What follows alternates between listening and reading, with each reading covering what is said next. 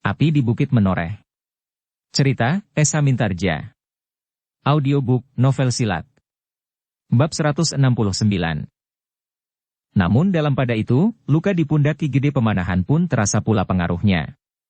Semakin banyak ia mengerahkan tenaganya, maka rasa-rasanya darahnya menjadi semakin banyak mengalir. Tetapi Ki Gede sama sekali tidak menghiraukannya. Meskipun ia menyadari bahwa kedua lawannya itu adalah orang-orang yang memiliki kelebihan, namun ia harus melawannya. Untara yang sudah kehilangan lawan tangguhnya, kini menjadi agak bebas bergerak. Meskipun demikian orang-orang dari Gunung Lawu yang lain telah melawannya dalam kelompok kecil yang kadang-kadang sangat membingungkannya. Sedang pengawal Untara yang hanya 4 orang dan 2 orang pengawal Ki Gede Pemanahan itu telah berkurang dengan seorang yang mengalami luka parah dan seorang lagi luka meskipun ringan. Untara terkejut ketika ia mendengar sebuah jerit melengking. Agaknya Dandun telah mulai menyerang Ki Gede untuk menghadapi kayu cangkring dan agaknya dilambari dengan segenap ilmu yang ada pada Ki Gede Pemanahan, maka Dandun dan seorang adiknya itu pun sampai pada puncak ilmunya pula. Dengan demikian, maka pertempuran itu pun menjadi semakin sengit. Ki Gede yang terluka itu masih mampu bertempur dengan garangnya. Bahkan rasa-rasanya Ki Gede telah berubah sama sekali. Ia bukan lagi seorang laki-laki yang sareh, tenang dan sabar. Tetapi ia adalah seekor banteng yang sudah terluka menghadapi lawan-lawannya dengan ilmunya yang dahsyat yang dipelajarinya temurun dari perguruan Sela. Tetapi sebenarnya lah cukup berat bagi Ki Gede menghadapi kedua orang dari kaki Gunung Lawu itu. Keduanya ternyata mampu bergerak dengan cepat dibarengi dengan teriakan-teriakan yang melengking-lengking yang sengaja mereka lontarkan untuk membingungkan pemusatan perlawanan Ki Gede Pemanahan. Sebenarnya lah bahwa perlawanan Ki Gede Pemanahan, Untara, dan anak buahnya masih terasa sangat berat meskipun 2 orang dari keempat bersaudara dari kaki Gunung Lawu sudah dapat dilumpuhkan. Tetapi ternyata bahwa jumlah para pengawal Untara dan Ki Gede pun telah berkurang pula. Apalagi Untara yang mengerahkan segenap kemampuannya, seolah-olah telah melepaskan semua nafasnya sehingga nafasnya itu pun mulai mengalir semakin cepat, sedang darah di pundak Ki Gede Pemanahan pun menitik semakin deras pula. Dalam puncak kesulitan itulah, Ki Gede Pemanahan melihat 3 orang muncul dari arah Kali Opak. Dengan ragu-ragu ketiga orang itu memperhatikan perkelahian itu dengan saksama. Sejenak ketiganya termangu-mangu. Mereka maju beberapa langkah lagi untuk meyakinkan penglihatan mereka. Ternyata bukan saja Ki Gede Pemanahan yang telah melihat mereka. Tetapi Dandun, adiknya, dan Untara pun telah melihat 3 orang dalam pakaian petani biasa sedang menonton perkelahian yang semakin dahsyat itu. Semula mereka sama sekali tidak menghiraukannya. Tetapi lambat laun kehadiran mereka itu memang sangat menarik perhatian. Ketiga orang petani yang melihat pertempuran itu sama sekali tidak menjadi ketakutan atau menghindar. Mereka justru semakin lama merayap semakin dekat. Dan bahkan akhirnya agaknya setelah mereka yakin akan penglihatannya, segera berlari-lari mendekat. Dandun menjadi heran melihat ketiganya. Seperti juga Ki Gede Pemanahan dan Untara berpendapat bahwa mereka tentu bukan petani dari Prambanan yang pulang dari sawah dan mencuci badan mereka di Kali Opak. Setelah ketiga orang itu menjadi semakin dekat, maka Ki Gede menjadi berdebar-debar karenanya. Apalagi ketika salah seorang dari mereka segera berteriak, "Ayahanda!" Salah seorang dari mereka adalah seorang anak muda yang meskipun memakai pakaian petani yang kumal, namun segera dikenal sebagai pemimpin tertinggi di Mataram setelah Ki Gede Pemanahan. Anak muda itu, Sutawijaya, segera berlari-lari mendekati arena pertempuran. Dengan isyarat ia memerintahkan seorang anak buahnya memanggil kawan-kawannya. Terdengarlah sebuah suitan nyaring. Suitan itu ternyata telah disahut oleh suara yang lain. Meskipun lamat-lamat namun masih juga terdengar sambutan yang lain lagi. Dandun menjadi tegang. Apalagi ketika Sutawijaya itu pun dengan segera menyingsingkan kain panjangnya dan lengan bajunya. Kemudian ditariknya sebuah pedang pendek yang semula tersembunyi di balik bajunya. "Aku tidak dapat membawa tombak pendeku dalam pakaian ini, Ayahanda. Tetapi dengan pedang aku akan mampu membantu Ayahanda." Sutawijaya tidak menunggu jawaban. Ia pun segera terjun ke arena pertempuran diikuti oleh pengawalnya. Namun ternyata bahwa masih berdatangan beberapa orang yang lain berlari-lari naik tebing Kali Opak yang landai. Ketika Sutawijaya melihat Untara bertempur mati-matian maka ia pun berkata, "Orang-orangku akan segera datang membantumu, Untara." Terima kasih, Raden. Aku juga sedang memanggil orang-orangku dari Prambanan. Sejenak kemudian arena itu menjadi semakin kisruh. Dan jumlah yang bertambah-tambah itu ternyata menjadi perhatian Dandun dan adiknya, yang mengumpat-umpat tidak habis-habisnya di dalam hati. Sejenak pertempuran masih berlangsung terus. Tetapi keadaannya sudah jauh berubah. Apalagi dari kejauhan masih berdatangan 1-2 orang pengawal Sutawijaya yang terpisah-pisah. Tetapi ternyata Dandun cukup cepat berpikir. Ia sadar bahwa sebentar lagi keadaan medan itu akan menjadi berbeda sama sekali, bahkan akan berbalik pihaknya lah yang harus mengalami tekanan-tekanan yang sangat berat. Karena itu, selagi masih belum terlampau banyak orang-orang yang datang, maka Dandun pun segera mengambil keputusan. Keputusan yang betapapun liciknya, tetapi menguntungkan baginya. Ia tidak bertanggung jawab apapun selain untuk mendapatkan upah. Karena itu, maka ia pun tidak bertanggung jawab pula seandainya usahanya membunuh Ki Gede Pemanahan itu gagal.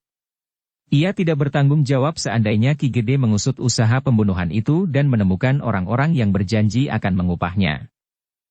Ia tidak peduli bahwa orang itu kemudian akan dihukum atau akan mengalami apapun juga.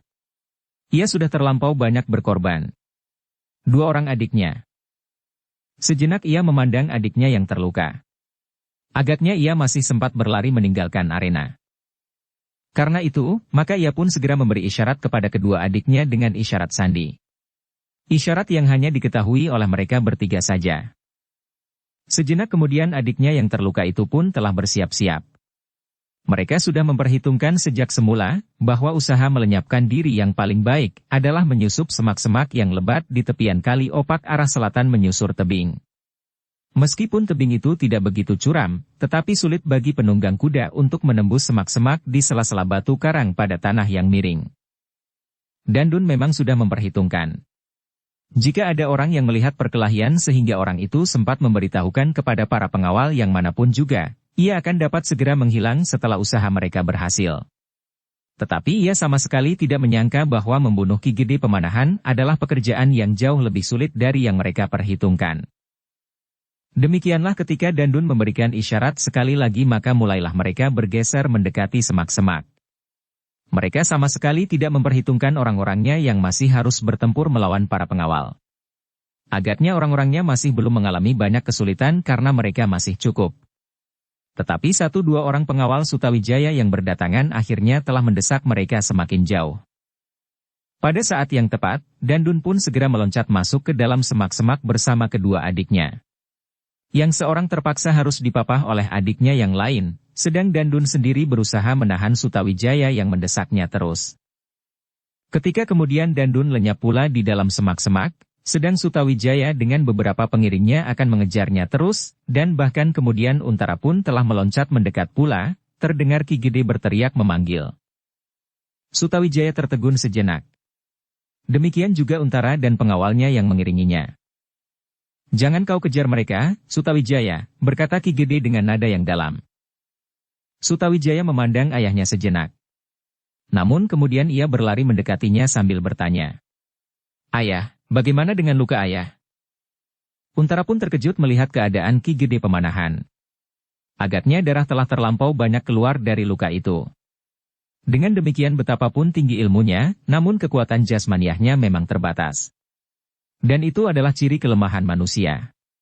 Betapapun ia memiliki bekal dan kekuatan di arena kekerasan jasmaniah, namun pada batasnya, ia tidak akan mampu melampauinya.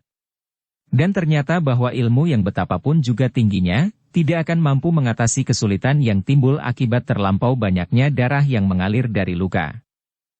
Dengan dada yang berdebar-debar, Untara pun kemudian mendekatinya, sementara Ki Lurah Beranjangan yang telah hadir pula di tempat itu segera mengambil pimpinan melawan orang-orang dari Gunung Lawu yang masih memberikan perlawanan.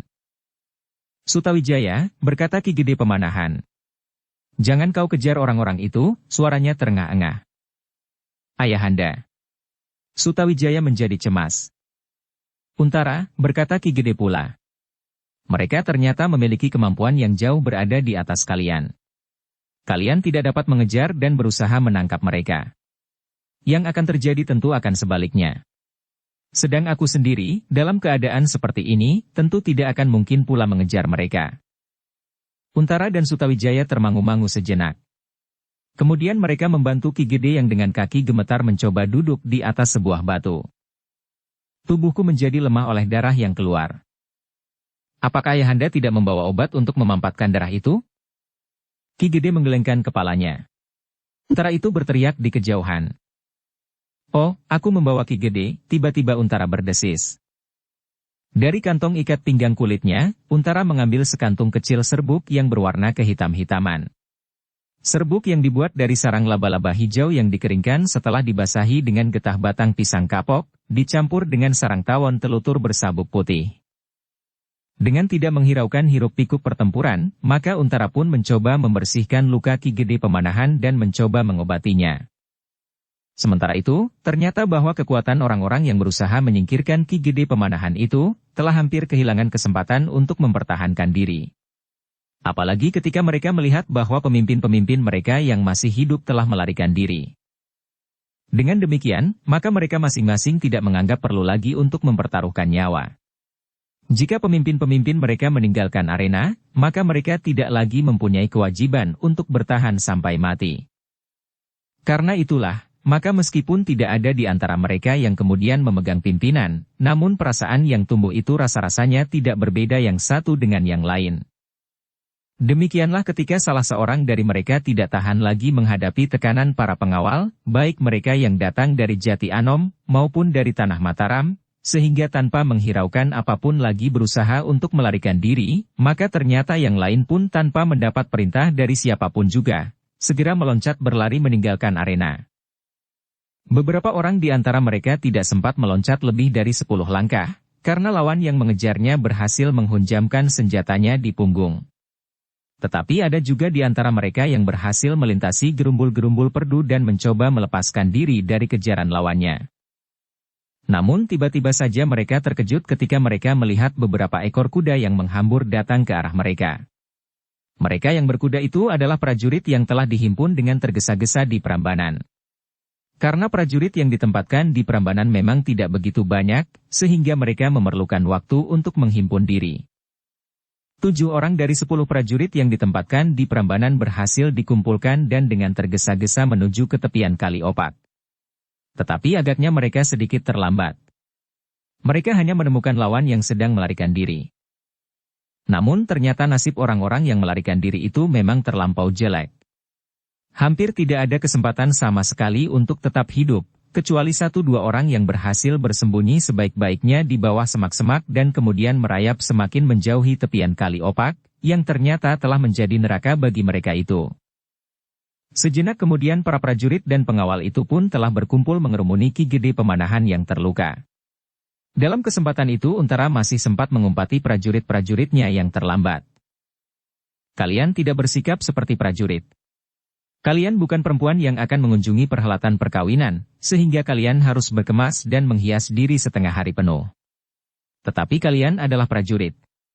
Sekarang kalian melihat akibat kelambatan kalian. Para prajurit itu menundukkan kepalanya. Namun pengawal Untara yang berangkat dari Jati Anom dengan tergesa-gesa untuk berusaha menghentikan perjalanan Ki Gede Pemanahan itu pun mencoba menjelaskan. Mereka bertebaran di beberapa tempat. Kami harus memanggil mereka seorang demi seorang. Kenapa mereka bertebaran? Mereka pada umumnya membantu para petani mengerjakan sawahnya, atau membantu kerja yang lain yang dapat mereka lakukan, karena di dalam keadaan yang rasa-rasanya sudah tenang, mereka tidak mempunyai tugas yang berat. Kalian memang bodoh. Kenapa kalian harus menunggu sampai kalian berkumpul sejumlah 7 orang? Kenapa kalian tidak pergi lebih dahulu meskipun hanya seorang atau 2 orang? Demikian berturut-turut sehingga dengan demikian keadaan akan menjadi semakin baik? Tidak seorang pun yang menjawab. Jika kalian menghadapi pasukan segelar sepapan dalam gelar perang yang mapan, memang kalian tidak akan mungkin berangkat 1 atau 2 orang saling mendahului. Tetapi berhadapan dengan perampok-perampok yang apalagi kalian tahu bahwa sudah ada prajurit sebelum kalian yang mendahului, kalian harus cepat berpikir. Prajurit-prajurit itu hanya menundukkan kepalanya saja. Kedatanganmu sudah terlambat. Jauh terlambat, geram Untara. Sutawijaya yang berada di sisi Untara hanya dapat menarik nafas dalam-dalam. Agaknya ia pun akan membentak-bentak demikian jika ia menyaksikan kelambatan pengawal-pengawalnya. Untara kemudian tidak menghiraukan mereka lagi. Kini ia mendekati Ki Gede Pemanahan. Sambil berjongkok di sebelahnya ia berkata, "Bagaimana dengan Ki Gede kemudian? Apakah Ki Gede ingin beristirahat dahulu di Prambanan?" Ki Gede yang masih duduk di atas sebuah batu merenung sejenak, lalu sambil menggeleng ia menjawab, "Terima kasih, Untara. Tetapi aku tidak akan berhenti di perjalanan. Aku akan meneruskan perjalananku sampai ke Mataram." "Bukankah Mataram sudah tidak jauh lagi?" "Jaraknya memang sudah tidak begitu jauh Ki Gede. Tetapi Ki Gede masih harus melintasi hutan dan menyeberangi sungai." Tetapi Ki Gede tertawa. Katanya, "Aku tidak akan menyeberangi Kali Sore seperti Arya Penangsang." Untara menarik nafas dalam-dalam. Ia sadar bahwa Ki Gede adalah prajurit yang keras hati. Karena itu, maka ia pun tidak dapat memaksa lagi. Apalagi ketika Sutawijaya berkata, "Jika sekiranya ayahanda menghendaki, kami akan menjaga ayahanda sebaik-baiknya di perjalanan. Tetapi seandainya ayahanda ingin beristirahat barang sejenak di Prambanan, terserah kepada ayahanda." Ki Gede Pemanahan memandang Sutawijaya dan Untara berganti-ganti. Keduanya adalah anak muda. Keduanya adalah prajurit-prajurit pilihan yang mempunyai harapan untuk menggantikan para senapati yang telah menjadi semakin tua seperti Ki Gede Pemanahan sendiri. Namun terasa hati Ki Gede Pemanahan justru menjadi pedih seperti luka-lukanya yang menjadi agak pampat. Kedua anak-anak muda itu rasa-rasanya berdiri di atas ujung yang berseberangan. "Akulah yang telah memisahkan Mataram dari Pajang," berkata Ki Gede Pemanahan di dalam hatinya. Dan baru sejenak kemudian Ki Gede itu berkata, "Untara, baiklah aku meneruskan perjalananku saja. Aku berterima kasih kepadamu, karena langsung atau tidak langsung kau telah menyelamatkan jiwaku. Alangkah sakitnya mati di antara para perampok yang ganas dan liar itu." "Ki Gede," berkata Untara, "aku sekedar menjalankan tugasku. Tetapi Ki Gede Pemanahan pun telah menyelamatkan aku, dan bahkan karena itu Ki Gede telah terluka." Ki Gede tersenyum. Katanya, "Kita telah melakukan tugas kita masing-masing. Kemudian sampaikan ucapan terima kasihku kepada Kanjeng Sultan Hadiwijaya yang telah dengan susah payah mengirimkan utusan kepadamu dan memerintahkan kau dengan pengawal-pengawalmu melindungi perjalananku." "Akan aku sampaikan, Ki Gede," jawab Untara. "Nah, sekarang aku minta diri. Sutawijaya telah datang bersama beberapa orang pengawal sehingga aku tidak perlu cemas lagi di perjalanan seandainya orang-orang itu masih berusaha untuk melakukan tugas yang dibebankan kepadanya. Karena agaknya mereka akan mendapat upah yang cukup banyak dari orang-orang yang menugaskan itu." "Ya, Ki Gede, dan sudah barang tentu aku tidak perlu mencemaskan perjalanan Ki Gede lagi. Namun apabila Ki Gede perlu beristirahat itulah yang harus mendapat perhatian Ki Gede di sepanjang perjalanan. Sebaiknya Ki Gede memperhatikan keadaan Ki Gede yang rasa-rasanya menjadi kekurangan darah." "Ya, ya Untara. Aku akan memperhatikan tubuhku yang agaknya tidak mengalami banyak gangguan karena lukaku." Untara mengangguk-anggukan kepalanya. Kemudian katanya kepada Sutawijaya, "Raden, perjalanan masih jauh. Tidak bagi para prajurit dan pengawal, tetapi bagi Ki Gede yang terluka, keadaannya tentu berbeda." "Aku akan selalu mengingatnya, Kakang Untara," jawab Sutawijaya. Demikianlah maka mereka pun segera berpisah. Ki Gede Pemanahan yang terluka bersama Sutawijaya dan para pengawalnya kembali ke Mataram. Sedang Untara masih harus mengurusi korban yang jatuh di dalam pertempuran itu dan membawa orang-orangnya yang terluka ke Prambanan. Namun dalam pada itu Untara yang teringat lagi akan kelambatan prajurit-prajuritnya, kembali membentak-bentak dan mengumpat-umpat tidak habis-habisnya. Sedang para prajuritnya hanya dapat mendengarkannya dengan kepala tunduk. Baru setelah mereka selesai dengan tugas mereka, para pengawal itu pun membawa kawan-kawannya yang menjadi korban dan yang terluka ke Prambanan. Dalam pada itu perjalanan Ki Gede Pemanahan ke Mataram menjadi semakin lambat.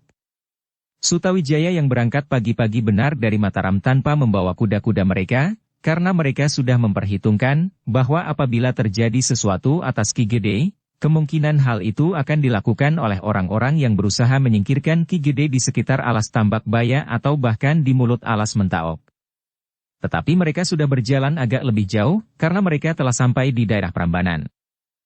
Namun Sutawijaya bertekad, seandainya tidak dijumpainya Ki Gede di Prambanan, maka ia akan terus sampai ke gerbang kota Pajang dengan penyamarannya itu. Tetapi ternyata Sutawijaya menjumpai ayahandanya di tepi Kali Opak. Di perjalanan kembali ke Mataram, Ki Gede yang naik di atas punggung kudanya yang berjalan perlahan-lahan, sempat menceritakan bagaimana ia harus berhadapan dengan orang-orang yang agaknya telah menunggunya di pinggir Kali Opak. "Siapakah sebenarnya mereka ayahanda?" bertanya Sutawijaya. "Bersihkan luka Ki Gede Pemanahan dan mencoba mengobatinya. Mereka tidak penting bagi kita. Tetapi siapakah yang ada di belakang mereka itulah yang harus mendapat perhatian. 1-2 orang dari mereka yang tertangkap hidup itu akan dapat memberikan keterangan." Ki Gede menggelengkan kepalanya. Katanya, "Pengalaman kita sudah cukup meyakinkan bahwa orang-orang itu tidak tahu menahu kecuali pemimpin-pemimpinnya. Ayahanda melarang aku mengejar orang yang aku anggap sebagai pemimpin mereka. Sudah aku katakan, mereka bukan lawanmu. Kaulah yang akan dijebaknya. Dan kau, meskipun bersama Untara sekalipun tidak akan dapat melawan mereka." Sutawijaya menarik nafas dalam-dalam. Jika ayahnya telah berkata demikian, maka ia tidak dapat membuat penilaian lain karena ayahandanya adalah orang yang memiliki pengamatan yang telah masak. Namun dalam pada itu, perasaan Sutawijaya mulai diganggu oleh angan-angannya tentang sikap Sultan Hadiwijaya. Tetapi ia tidak berani bertanya kepada ayahnya yang sedang terluka itu, bagaimanakah hasil pembicaraannya saat ia menghadap ayahanda angkatnya untuk membicarakan gadis Kalinyamat itu. Demikianlah, meskipun lambat, namun iring-iringan itu pun semakin lama menjadi semakin dekat dengan tanah Mataram. Mereka menyeberangi alas Tambak Baya dan kemudian alas Mentaok yang masih belum dibuka. Di sepanjang perjalanan, iring-iringan itu sama sekali tidak menjumpai gangguan apapun lagi. Dandun dan anak buahnya sama sekali tidak bermaksud melanjutkan usaha mereka untuk membunuh Ki Gede Pemanahan. Keadaan mereka sudah terlampau parah. Seorang dari keempat saudara itu sudah terbunuh. Yang seorang terluka, sehingga hampir kehabisan darah. Sedang orang-orang yang dibawanya sudah hampir habis musnah. 1-2 orang yang berhasil melepaskan diri, berlari tanpa arah. Karena itulah maka gangguan satu-satunya di perjalanan adalah luka Ki Gede Pemanahan. Meskipun luka itu sudah pampat, tetapi rasa-rasanya tubuh Ki Gede Pemanahan menjadi semakin lemah. Namun, akhirnya mereka pun sampai juga dengan selamat. Ketika iring-iringan itu memasuki gerbang, maka para pengawal tercenung sejenak, melihat bahwa Ki Gede Pemanahan terluka di pundaknya. "Siapakah yang berhasil melukai Ki Gede Pemanahan?" bertanya salah seorang di antara para pengawal. "Anak dungu," desis kawannya di sebelahnya. "Siapa? Aku benar-benar tidak mengerti." "Tidak seorang pun di antara kita yang mengerti," jawab kawannya itu. Pengawal yang mula-mula bertanya itu mengangguk-anggukan kepalanya, seolah-olah jawaban kawannya itu telah memberikan kepuasan padanya. Namun dalam pada itu, di antara para pengawal yang tidak mengerti apakah yang sebenarnya sudah terjadi, ternyata telah tumbuh berbagai tafsiran. Bahkan ada di antara mereka yang saling berbisik. Apakah kemurkaan Sultan di Pajang sampai pada puncaknya, sehingga langsung dengan tangannya sendiri melukai Ki Gede Pemanahan? Kawannya mengerutkan keningnya. Namun ia pun menyahut. Kemarahan yang tidak terkendali memang dapat menumbuhkan sikap yang tidak seimbang. Mungkin sekali Kanjeng Sultan di Pajang tidak dapat mengekang diri. Tetapi jika demikian Ki Gede Pemanahan tentu tidak akan dibiarkan kembali ke Mataram. Dengan sengaja Ki Gede dilemparkan kembali ke Mataram agar Raden Sutawijaya melihat keadaannya. Apakah ini berarti suatu permulaan dari pemisahan Mataram dari Pajang dan yang sudah barang tentu akan diikuti oleh tindakan-tindakan Pajang lebih lanjut atas Mataram? Kawannya menggelengkan kepalanya. Katanya, "Kita tidak mengetahuinya. Banyak kemungkinan dapat terjadi. Tetapi agaknya kita memang harus mempersiapkan diri. Ki Gede Pemanahan telah menjadi korban, karena Raden Sutawijaya tidak dapat mengendalikan dirinya." Namun segala kesimpang-siuran itu pun segera berakhir. Para pengawal yang mengiringi Ki Gede, setelah Ki Gede Pemanahan memasuki halaman rumahnya, maka sebagian dari mereka pun tinggal diregol. Dari mulut merekalah kemudian tersebar cerita tentang Ki Gede Pemanahan yang terluka itu. "Jadi ada orang yang mampu melukai Ki Gede Pemanahan?" bertanya seorang prajurit hampir tidak percaya. "Tidak hanya 1 orang." "Berapa orang?" Mula-mula 4 orang yang tiada tandingnya. Tetapi seorang dari mereka harus melawan Untara yang datang membantu Ki Gede. 3 orang itulah. Siapakah mereka bertiga? Tentu orang-orang sakti pula. Ya. Ternyata mereka berhasil melukai Ki Gede Pemanahan, dan pengawal itu pun menceritakan apa yang dilihatnya dan apa yang didengarnya dari kedua pengawal Ki Gede yang mengikutinya sejak Ki Gede berangkat dari Mataram. Jadi luka itu bukan hukuman yang diberikan oleh Kanjeng Sultan. Sama sekali bukan. Lurah Berenjangan bergumam. Para pengawal Mataram yang mendengar cerita itu pun menjadi heran. Menurut pengawal yang 2 itu, Kanjeng Sultan Pajang tidak berbuat apa-apa, meskipun mereka tidak tahu pasti keseluruhan persoalan. Namun mereka pun menjadi panas mendengar bahwa ada orang yang telah mencegat Ki Gede dan melukainya. Ki Gede bagi mereka adalah pemimpin, orang tua dan panglima yang tiada bandingnya. Tetapi mereka telah dihadapkan pada suatu kenyataan. Dan mereka pun membayangkan bahwa orang-orang yang telah melukai Ki Gede itu pun adalah orang-orang yang luar biasa pula. Raden Sutawijaya dan Untara sama sekali tidak boleh mengejar mereka ketika mereka melarikan diri, berkata pengawal yang telah ikut bertempur. Kenapa? Temburuan? Justru karena keduanya tidak akan dapat mengimbangi kemampuan orang-orang itu. Kenapa tidak seluruh pasukan? Yang lain masih harus bertempur dengan pengawal-pengawal orang-orang yang telah melukai Ki Gede itu. Orang-orang yang mendengar cerita itu pun mengangguk-anggukan kepala mereka.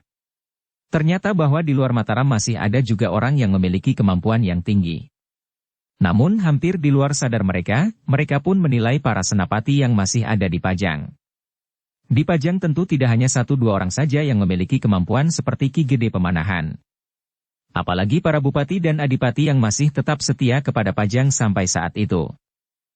Para pengawal Mataram itu telah didorong untuk menilai keadaan mereka. Menilai kekuatan Mataram dibandingkan dengan Pajang.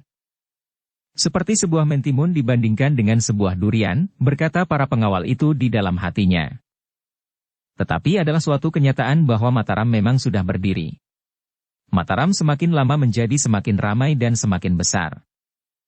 Mataram harus membina dirinya sendiri, tekad itu agaknya telah bergetar di jantung para pengawal. Dalam pada itu, Ki Gede Pemanahan langsung memasuki bagian dalam rumahnya. Sutawijaya yang cemas memapahnya dan membawanya ke dalam biliknya. Perlahan-lahan dilayaninya Ki Gede duduk di pembaringannya. Dengan nafas yang terengah-engah Ki Gede berkata, "Ternyata aku masih sempat sampai ke bilik ini lagi." Sutawijaya yang kemudian duduk pula di sebuah dingklik kayu di sebelah Ki Lurah Beranjangan pun bergeser mendekat. Katanya, "Sebaiknya ayah beristirahat sepenuhnya. Ayahanda tidak usah memikirkan apapun juga yang terjadi. Baik di Mataram maupun di Pajang." Ki Gede menganggukkan kepalanya. Namun jawabnya, "Aku tidak apa-apa Sutawijaya. Lukaku tidak begitu parah. Tetapi ayahanda kelihatan sangat letih." "Ya, aku memang letih sekali. Aku akan memanggil dukun yang paling baik yang ada di Mataram untuk mengobati luka ayahanda." Ki Gede merenung sejenak, lalu, "Lukaku tidak apa-apa, Sutawijaya. Meskipun demikian, tetapi luka itu harus diobati." Ki Gede Pemanahan tidak menyahut. Sambil menarik nafas dalam-dalam ia kemudian berdesis, "Aku akan berbaring." Sutawijaya kemudian membantu Ki Gede yang berbaring sambil berdesis. Lukanya tidak begitu terasa sakit. Tetapi karena darahnya yang terlampau banyak mengalir dari luka itu sebelum dipampatkan, maka rasa-rasanya tubuh Ki Gede menjadi lemah sekali. "Aku akan tidur," berkata Ki Gede. Para pelayan sedang menyiapkan minuman panas dan makan bagi Ki Gede, berkata Ki Lurah Beranjangan. "Terima kasih." Ki Gede berdesis, lalu, "Aku memang halus sekali." Ki Lurah Beranjangan pun segera pergi keluar untuk memanggil pelayan yang tengah menyiapkan makan dan minum Ki Gede Pemanahan. Ki Lurah Beranjangan pun kemudian membawa semangkuk minuman hangat ke dalam bilik dan dengan hati-hati membantu Ki Gede yang bangkit sejenak untuk menghirup minuman yang terasa menyegarkan tubuhnya. "Apakah Ki Gede juga akan makan?" bertanya Ki Lurah Beranjangan. "Suruhlah menyediakan, Ki Lurah," sahut Ki Gede.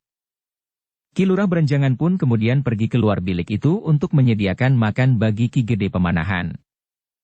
Sementara itu, tinggal Sutawijayalah yang masih ada di dalam bilik ayahnya yang sedang berbaring diam itu. "Sutawijaya," berkata Ki Gede Pemanahan itu perlahan-lahan. "Apakah kau tidak ingin mendengar cerita perjalananku pada saat aku menghadap Kanjeng Sultan Pajang?" Sutawijaya menundukkan kepalanya. Ada keinginannya untuk mendengar sikap Sultan Pajang, tetapi ada juga keraguan-raguan di dalam hatinya. Namun demikian ia kemudian menjawab. "Tentu, Ayahanda." "Baiklah, Sutawijaya. Yang penting, bahwa sikap dan keputusan yang diambil oleh Kanjeng Sultan di Pajang itu jauh berbeda dengan angan-anganku pada saat aku berangkat. Namun justru karena itu, aku telah mengalami kejutan yang tiada taranya." Sutawijaya masih tetap menundukkan kepalanya. Ki Gede pun kemudian menceritakan perjalanannya menghadap Sultan Pajang, dan sekaligus sikap dan keputusan yang diambil oleh Sultan Pajang itu. "Jika aku dihukum, rasa-rasanya kesalahanku telah aku bayar lunas. Tetapi kini Sultan Pajang seolah-olah membiarkan aku selalu dikejar oleh perasaan bersalah dan berhutang budi," berkata Ki Gede kemudian. Sutawijaya masih tetap duduk diam di tempatnya. Ki Gede pun kemudian mengisahkan perjalanannya kembali, dan diceritakannya pula pertempuran yang terjadi di tepi kali Opak itu sejak permulaan sampai Sutawijaya datang. Dengan saksama Sutawijaya mendengarkan cerita ayahandanya. Dicobanya untuk mengurai persoalan yang telah terjadi itu. "Itulah sebabnya aku merasa bahwa hutangku kepada Sultan Pajang rasa-rasanya menjadi semakin bertimbun," desis Ki Gede kemudian. Tetapi ternyata Sutawijaya tidak menanggapinya. Bahkan keningnya nampak berkerut membayangkan ketegangan di dalam dadanya. Ki Gede Pemanahan dapat menangkap sesuatu yang lain di dalam diri Sutawijaya sehingga ia pun kemudian bertanya. "Apakah kau mempunyai penilaian yang lain, Sutawijaya?" Sutawijaya menjadi ragu-ragu. Karena itu, ia tidak segera menyahut. Bahkan rasa-rasanya keringat dinginnya mulai mengalir di tubuhnya. Dengan susah payah ia berusaha untuk mengarahkan angan-angannya sendiri, sesuai dengan tanggapan Ki Gede Pemanahan. Namun setiap kali telah memercik tanggapan yang jauh berbeda. Ki Gede Pemanahan menunggu sejenak. Namun terasa bahwa memang ada sesuatu yang lain pada anak laki-lakinya itu. "Sutawijaya," berkata Ki Gede kemudian. "Kenapa kau diam saja?" "Oh," Sutawijaya tergagap. Dengan serta-merta ia berdesis. "Begitulah, Ayahanda." "Kau tidak berkata sebenarnya," tiba-tiba saja Ki Gede bergumam seakan-akan kepada diri sendiri. "Ada sesuatu yang berbeda dengan penilaianmu." "Tidak. Tidak ada yang lain, Ayahanda." "Sutawijaya," suara Ki Gede menjadi dalam. "Aku orang tua, Sutawijaya. Aku dapat membedakan tanggapan seseorang. Jika yang aku katakan sesuai dengan perasaanmu, maka tanggapanmu tentu akan langsung terungkap di dalam kata-kata dan sikapmu. Tetapi agaknya bukan begitu. Sikapmu, kata-katamu dan bayangan wajahmu menunjukkan yang lain itu kepadaku." Sutawijaya tidak menjawab. Tetapi kepalanya tertunduk semakin dalam. "Katakanlah, Sutawijaya. Aku tetap menganggapmu bahwa kau sudah cukup dewasa untuk menentukan sikap. Mungkin sikap kita sekarang ada yang berbeda. Itu tentu wajar, karena aku dan kau adalah dua pribadi yang terpisah. Jika sampai saat ini di antara kau dan aku tidak ada perbedaan apa-apa, itu bukan karena setiap persoalan menimbulkan tanggapan yang sama di dalam hati kita, tetapi justru karena kau adalah anakku, yang di dalam beberapa hal tentu akan menurut saja pendapatku dan sikapku daripada bersikap atas pribadimu sendiri." Sutawijaya tidak segera menjawab. "Sutawijaya," Ki Gede melanjutkan. "Daripada sampai masa yang panjang hal ini akan tetap merupakan teka-teki bagiku, maka sebaiknya, katakanlah. Bagaimanakah sikapmu atas persoalan ini?" Sutawijaya masih ragu-ragu. "Sutawijaya," berkata Ki Gede pula. "Bukankah kau sudah berani menyatakan perbedaan sikapmu pada saat aku pergi ke Pajang? Kau tetap pada pendirianmu, bahwa kau tidak akan bersedia pergi, dan kau tetap pada sikap itu ketika aku pergi seorang diri dengan 2 orang pengawal. Meskipun ternyata kemudian firasatmu telah menuntun kau menyongsong aku pulang, dan menemukan aku dalam bahaya. Tetapi betapapun juga kau tetap tidak mau menghadap ke Pajang." Sutawijaya mengangguk kecil. "Nah, sekarang kau dapat menyatakan pendapatmu pula." "Ayahanda," suara Sutawijaya dalam. Aku mohon maaf, Ayahanda, bahwa aku memang mempunyai tanggapan lain atas peristiwa yang baru saja terjadi. Ki Gede Pemanahan menarik keningnya, lalu katanya. Bukankah hal itu wajar? Nah, katakanlah. Ayahanda, apakah Ayahanda percaya bahwa Ayahanda Sultan Dipajang benar-benar tidak marah karena peristiwa itu? Ki Gede Pemanahan berpikir sejenak. Namun pengalamannya dan pengenalannya atas Sutawijaya segera membimbingnya pada suatu kesimpulan tentang sikap Sutawijaya. Karena itulah maka dadanya menjadi berdebar-debar. Apakah yang kau maksudkan sebenarnya, Sutawijaya? Apakah kau menganggap bahwa Sultan Hadiwijaya hanya sekedar berpura-pura saja? Ayahanda. Jika Ayahanda Sultan Hadiwijaya benar-benar tidak marah dan tidak mengambil tindakan apapun terhadap aku, itu pertanda bahwa Ayahanda Sultan Hadiwijaya tidak adil. Ia menandai pemerintahannya dengan kepentingan diri sendiri. Kenapa mementingkan diri sendiri? Bukankah dengan demikian justru menunjukkan bahwa ia seorang raja yang berjiwa lapang? Tidak, Ayah. Ia hanya mementingkan diri sendiri. Mementingkan keluarganya sendiri, karena aku adalah anaknya, meskipun sekedar anak pungut. Apakah Sultan Hadiwijaya akan berbuat sama jika yang melakukan itu orang lain? Bukan keluarganya, bukan anak angkatnya. Ki Gede menarik nafas dalam-dalam. Lalu, kau tentu belum selesai, teruskan. Sutawijaya justru termangu-mangu. Namun kemudian katanya. Ya, Ayah. Aku memang belum selesai. Sutawijaya menelan ludahnya, lalu. Seharusnya seorang raja yang adil menghukum siapa saja yang bersalah. Kau juga minta dihukum? Setidak-tidaknya ada keputusan bahwa aku harus dihukum. Mungkin aku akan melarikan diri atau mengambil sikap yang lain. Sutawijaya, berkata Ki Gede. Tentu kau masih ingat, apa yang dilakukan oleh Sultan Hadiwijaya semasa ia masih selalu dibayangi oleh perpecahan dan perang saudara. Arya Penangsang telah mengirimkan beberapa orang, bahkan dengan pertanda kebesaran Jipang, pusaka keris yang disebutnya Brongot Setan Kober. Orang-orang itu berhasil memasuki bilik tidur Sultan Hadiwijaya. Tetapi mereka gagal membunuh. Bahkan kemudian mereka dapat ditangkap. Kau ingat? Ayahandalah yang menangkapnya. Aku beserta beberapa orang prajurit, sahut Ki Gede. Namun ternyata orang-orang itu juga tidak dihukum. Orang-orang itu masing-masing menerima hadiah dari Kanjeng Sultan. Tetapi nilai hadiah itu sangat berbeda dari wujudnya. Hadiah itu justru suatu alat untuk merendahkan Pamanda Arya Penangsang. Justru hadiah itu suatu hukuman yang paling berat bagi Pamanda.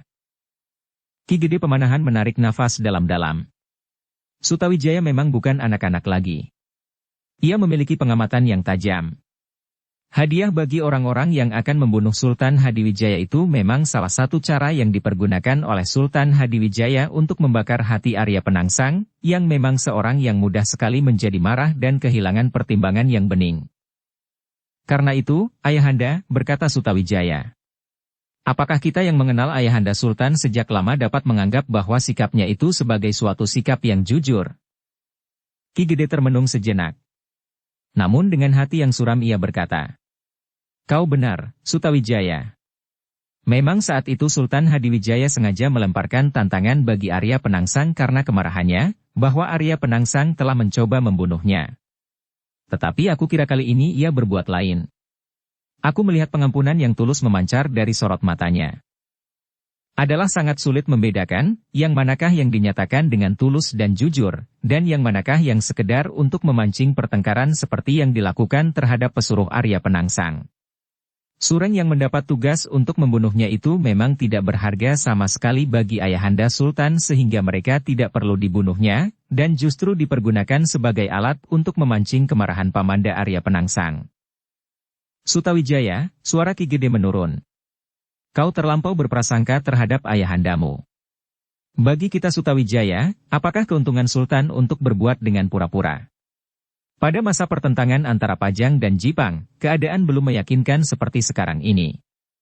Pajang belum terlampau kuat, dan Jipang masih nampak besar. Sikap para adipati masih belum pasti, sehingga Sultan Hadiwijaya harus sangat berhati-hati menghadapi Jipang. Tetapi tidak dengan Mataram.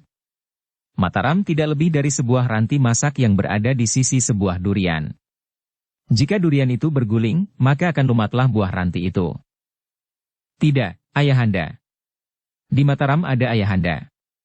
Dan Ayahanda adalah orang yang sangat disegani di Pajang. Para adipati mengakui kelebihan Ayahanda sebagai seorang panglima. Dan kini Ayahanda masih tetap merupakan hantu bagi mereka dan akhirnya juga bagi Pajang. Itulah sebabnya, maka Ayahandalah yang pertama-tama harus disingkirkan. Maksudmu? Ayahanda. Semua pihak berusaha untuk menarik Ayahanda. Orang-orang Panembahan Agung pun berusaha untuk memperalat Ayahanda. Mereka ingin menangkap aku hidup-hidup. Bukan karena aku mereka anggap orang penting, tetapi mereka ingin memeras Ayahanda dengan mempergunakan aku sebagai taruhan. Ki Gede Pemanahan tidak segera menyahut. Karena itu Sutawijaya berkata selanjutnya. Ayahanda, maafkan aku, Ayahanda, bahwa aku mempunyai prasangka buruk terhadap sikap Ayahanda Sultan Hadiwijaya terhadap Ayahanda Pemanahan. Ki Gede masih merenung sejenak. Namun kemudian yang nampak pada sikap yang keras dari anak laki-lakinya itu adalah kesalahannya sendiri. Kesalahan Ki Gede Pemanahan sendiri. Pada saat perasaannya melonjak tidak terkendali, dan dengan diam-diam ia meninggalkan Pajang kembali ke Sela, maka pada saat itulah ia mulai meracuni hati Sutawijaya dengan ketidakpercayaan lagi kepada ayahanda angkatnya, Sultan Hadiwijaya. Dengan demikian maka penyesalan itu terasa semakin pedih menusuk hatinya. Sutawijaya, berkata Ki Gede Pemanahan kemudian. Aku sudah dapat membaca sikap dan tanggapanmu. Seperti yang dilakukan terhadap beberapa orang petugas yang dikirim oleh Arya Penangsang untuk membunuh Sultan itulah maka ia bersikap sekarang. Namun seandainya ia berhasil memancing kemarahanmu, apakah yang dimaksudkannya? Apakah ia mengharap kau marah, lalu dengan serta-merta mengangkat senjata untuk melawan Pajang, sehingga dengan demikian Sultan mempunyai alasan untuk menggilas Mataram yang sedang tumbuh ini? Raden Sutawijaya termangu-mangu sejenak. Ada sesuatu yang masih tersangkut di dalam dadanya. Tetapi ia ragu-ragu untuk mengucapkannya. Ki Gede Pemanahan menangkap keraguan-raguan itu. Karena itu maka katanya. Sutawijaya, jika masih ada persoalan yang belum kau katakan, katakanlah sampai tuntas. Aku akan mencoba mengerti. Sutawijaya tidak segera menyahut. Namun nampak wajahnya menjadi tegang. Untuk beberapa saat keduanya saling berdiam diri. Sutawijaya menjadi sangat gelisah. Ia ragu-ragu untuk menentukan sikap. Apakah ia akan mengatakan tanggapannya atas semua peristiwa yang telah terjadi atau tidak? Dalam pada itu, sebelum Sutawijaya mengatakan sesuatu, Ki Lurah Banjangan pun kemudian masuk ke dalam bilik itu sambil berkata, Ki Gede, makan telah tersedia. Apakah para pelayan harus membawanya masuk ke dalam bilik? Aku kira itu akan lebih baik bagi Ki Gede. Ki Gede tidak usah pergi ke ruang dalam, karena agaknya Ki Gede masih nampak terlampau letih. Ki Gede termenung sejenak. Namun kemudian katanya, baiklah, Ki Lurah. Suruhlah para pelayan membawa makanan itu masuk. Aku akan makan di dalam bilik ini. Ki Lurah Banjangan pun kemudian keluar untuk memanggil para pelayan. Sementara itu, Sutawijaya diam saja sambil menundukkan kepalanya. Ada sesuatu yang masih terasa menyangkut di dalam dadanya. Sejenak Ki Gede Pemanahan berdiam diri. Ia menunggu agar Sutawijaya mengatakan sesuatu yang masih tersisa di hatinya. Tetapi Sutawijaya tidak mengatakan sesuatu.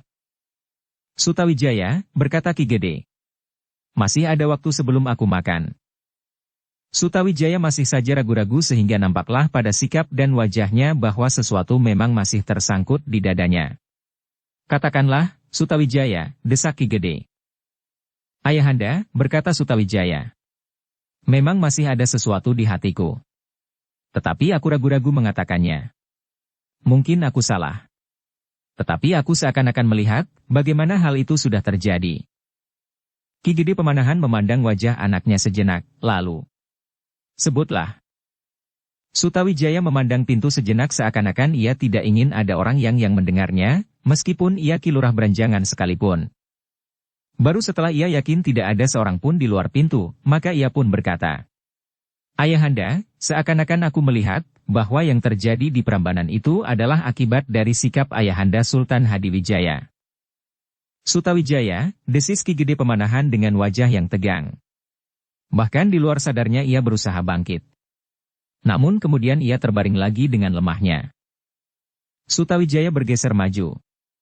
Sambil menahan lengan Ki Gede ia berkata, "Ayahanda. Sebaiknya Ayahanda tetap berbaring." Oh, Ki Gede menarik nafas dalam-dalam. Katanya kemudian dengan nafas terengah-engah, seakan-akan ia baru saja selesai bertempur melawan orang-orang dari kaki Gunung Lawu. "Katakan Sutawijaya." Sutawijaya menjadi semakin ragu-ragu. Namun ayahandanya mendesak. "Katakanlah, supaya aku tidak keliru menafsirkan dugaanmu itu."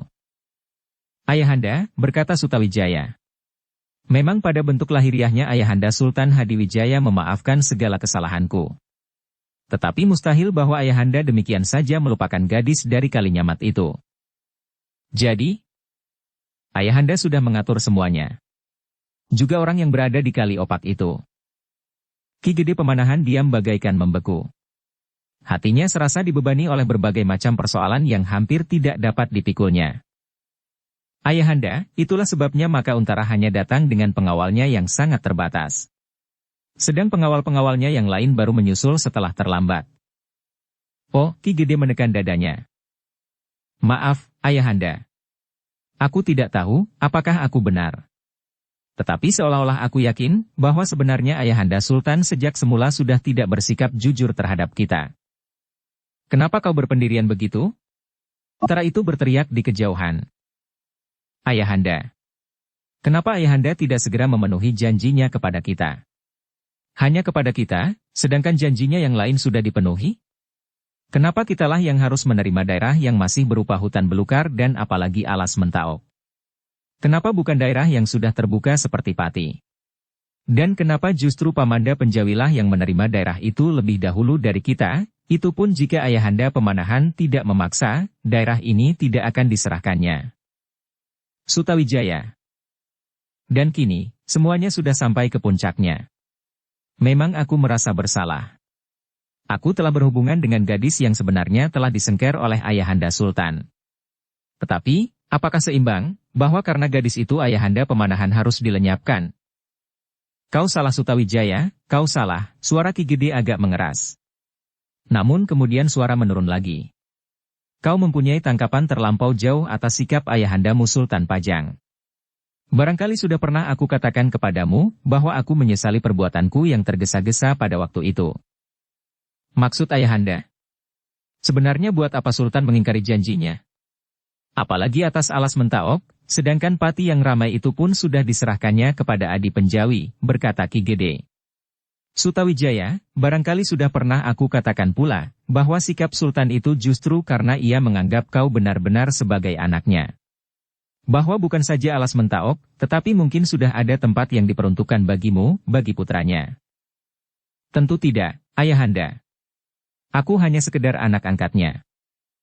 "Tetapi kenapa kau berprasangka sampai sedemikian jauh, Sutawijaya?"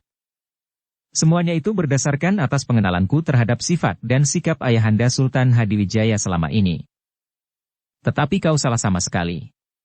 Kali ini pun kau salah menilai keadaan seperti kesalahan yang pernah aku lakukan, sehingga aku meninggalkan Pajang. Untara adalah seorang prajurit jantan. Seandainya semuanya itu hanyalah permainan saja, Untara tidak akan sampai pada ujung nyawanya karena hampir saja ia terbunuh. Sehingga karena itulah maka pusakaku aku lepaskan dan mematuk salah seorang dari lawan Untara yang garang itu." Sutawijaya menundukkan kepalanya.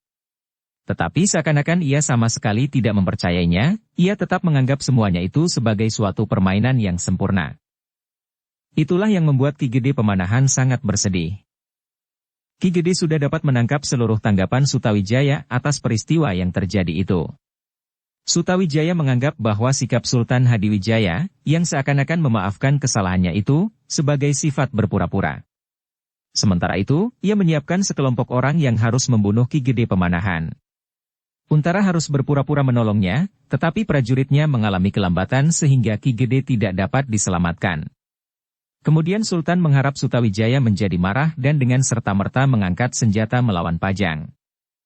Dengan demikian, seandainya Sutawijaya dan Mataram yang baru berkembang itu hancur, maka persoalannya bukan semata-mata karena persoalan gadis yang seakan-akan telah dicuri oleh Sutawijaya itu.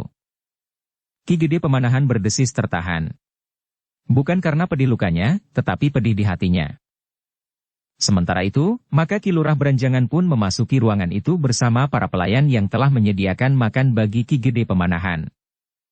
Tetapi ternyata Ki Gede sama sekali tidak berminat untuk makan. Ketika dipaksanya dirinya bangkit perlahan-lahan dilayani oleh Ki Lurah Beranjangan, dan menyuapi mulutnya dengan sesuap nasi, rasa-rasanya nasi itu tidak dapat lewat di kerongkongannya. Sambil menggelengkan kepalanya Ki Gede berkata, "Aku belum ingin makan." "Ki Gede," berkata Ki Lurah Beranjangan, "sebaiknya Ki Gede makan meskipun hanya sedikit. Dengan demikian kekuatan tubuh Ki Gede akan menjadi bertambah baik." "Aku sudah mengerti, Beranjangan. Aku juga sering menasehati demikian itu kepada orang lain yang sedang sakit. Tetapi ternyata mereka pun tidak dapat memaksa diri menyuapi mulut mereka." Ki Lurah Beranjangan tidak dapat memaksa lagi. Karena itu ia pun kemudian duduk saja sambil merenungi Ki Gede yang sedang sakit. Namun bagi Ki Lurah Beranjangan, terasa bahwa sebenarnya Ki Gede tidak sedang menahan sakit di lukanya. Nampaknya Ki Gede justru tidak menghiraukan lukanya sama sekali. "Tentu ada sesuatu yang mengganggu perasaannya," berkata Ki Lurah Beranjangan di dalam hati. Agaknya perasaannya terasa lebih sakit dari lukanya itu sendiri. Tetapi Ki Lurah Beranjangan tidak berani menanyakannya kepada Ki Gede Pemanahan maupun kepada Raden Sutawijaya, karena ia tahu bahwa persoalannya tentu berkisar kepada gadis Kalinyamat itu. Setelah sejenak mereka saling berdiam diri, maka Ki Gede Pemanahan pun kemudian berkata, "Ki Lurah, suruhlah para pelayan menyingkirkan makanan itu. Tetapi biarlah mangkuk minuman itu tetap di situ." Ki Lurah Beranjangan menarik nafas dalam-dalam. Tetapi ia tidak dapat berbuat lain. Setelah para pelayan menyingkirkan makanan yang seakan-akan tidak disentuh oleh Ki Gede, maka Ki Gede pun kemudian berkata, "Aku akan mencoba untuk beristirahat. Karena itu, tinggalkan aku sendiri." Ki Lurah Beranjangan dan Raden Sutawijaya pun kemudian meninggalkan bilik itu. Dengan hati yang bimbang Sutawijaya berdiri sejenak di muka pintu. Namun kemudian ia pun melangkah pergi. Sejenak anak muda itu merenungi dirinya sendiri. Ia pun menjadi heran, kenapa kepercayaannya kepada ayahanda Sultan Hadiwijaya itu seolah-olah telah lenyap sama sekali. Sejak ayahandanya, Ki Gede Pemanahan memutuskan untuk meninggalkan Pajang, rasa-rasanya setiap tindakan, setiap keputusan dan kata-kata dari Sultan Hadiwijaya tidak lagi dapat dipercayainya. Raden Sutawijaya terkejut ketika Ki Lurah Beranjangan menggamitnya. Kemudian dengan ragu-ragu ia bertanya, "Apakah yang telah membuat Ki Gede nampaknya menjadi semakin murung?" Raden Sutawijaya tidak segera menjawab. "Apakah aku tidak boleh mendengarnya?" Sutawijaya masih ragu-ragu. Namun kemudian ia bertanya, "Ki Lurah, apakah masih ada sisa kepercayaan kita kepada ayahanda Sultan Hadiwijaya?" Ki Lurah menggelengkan kepalanya. Katanya, "Aku tidak mengerti maksud Raden." Raden Sutawijaya menarik nafas. Katanya, "Aku kira kau menggelengkan kepalamu karena kau sependapat dengan aku."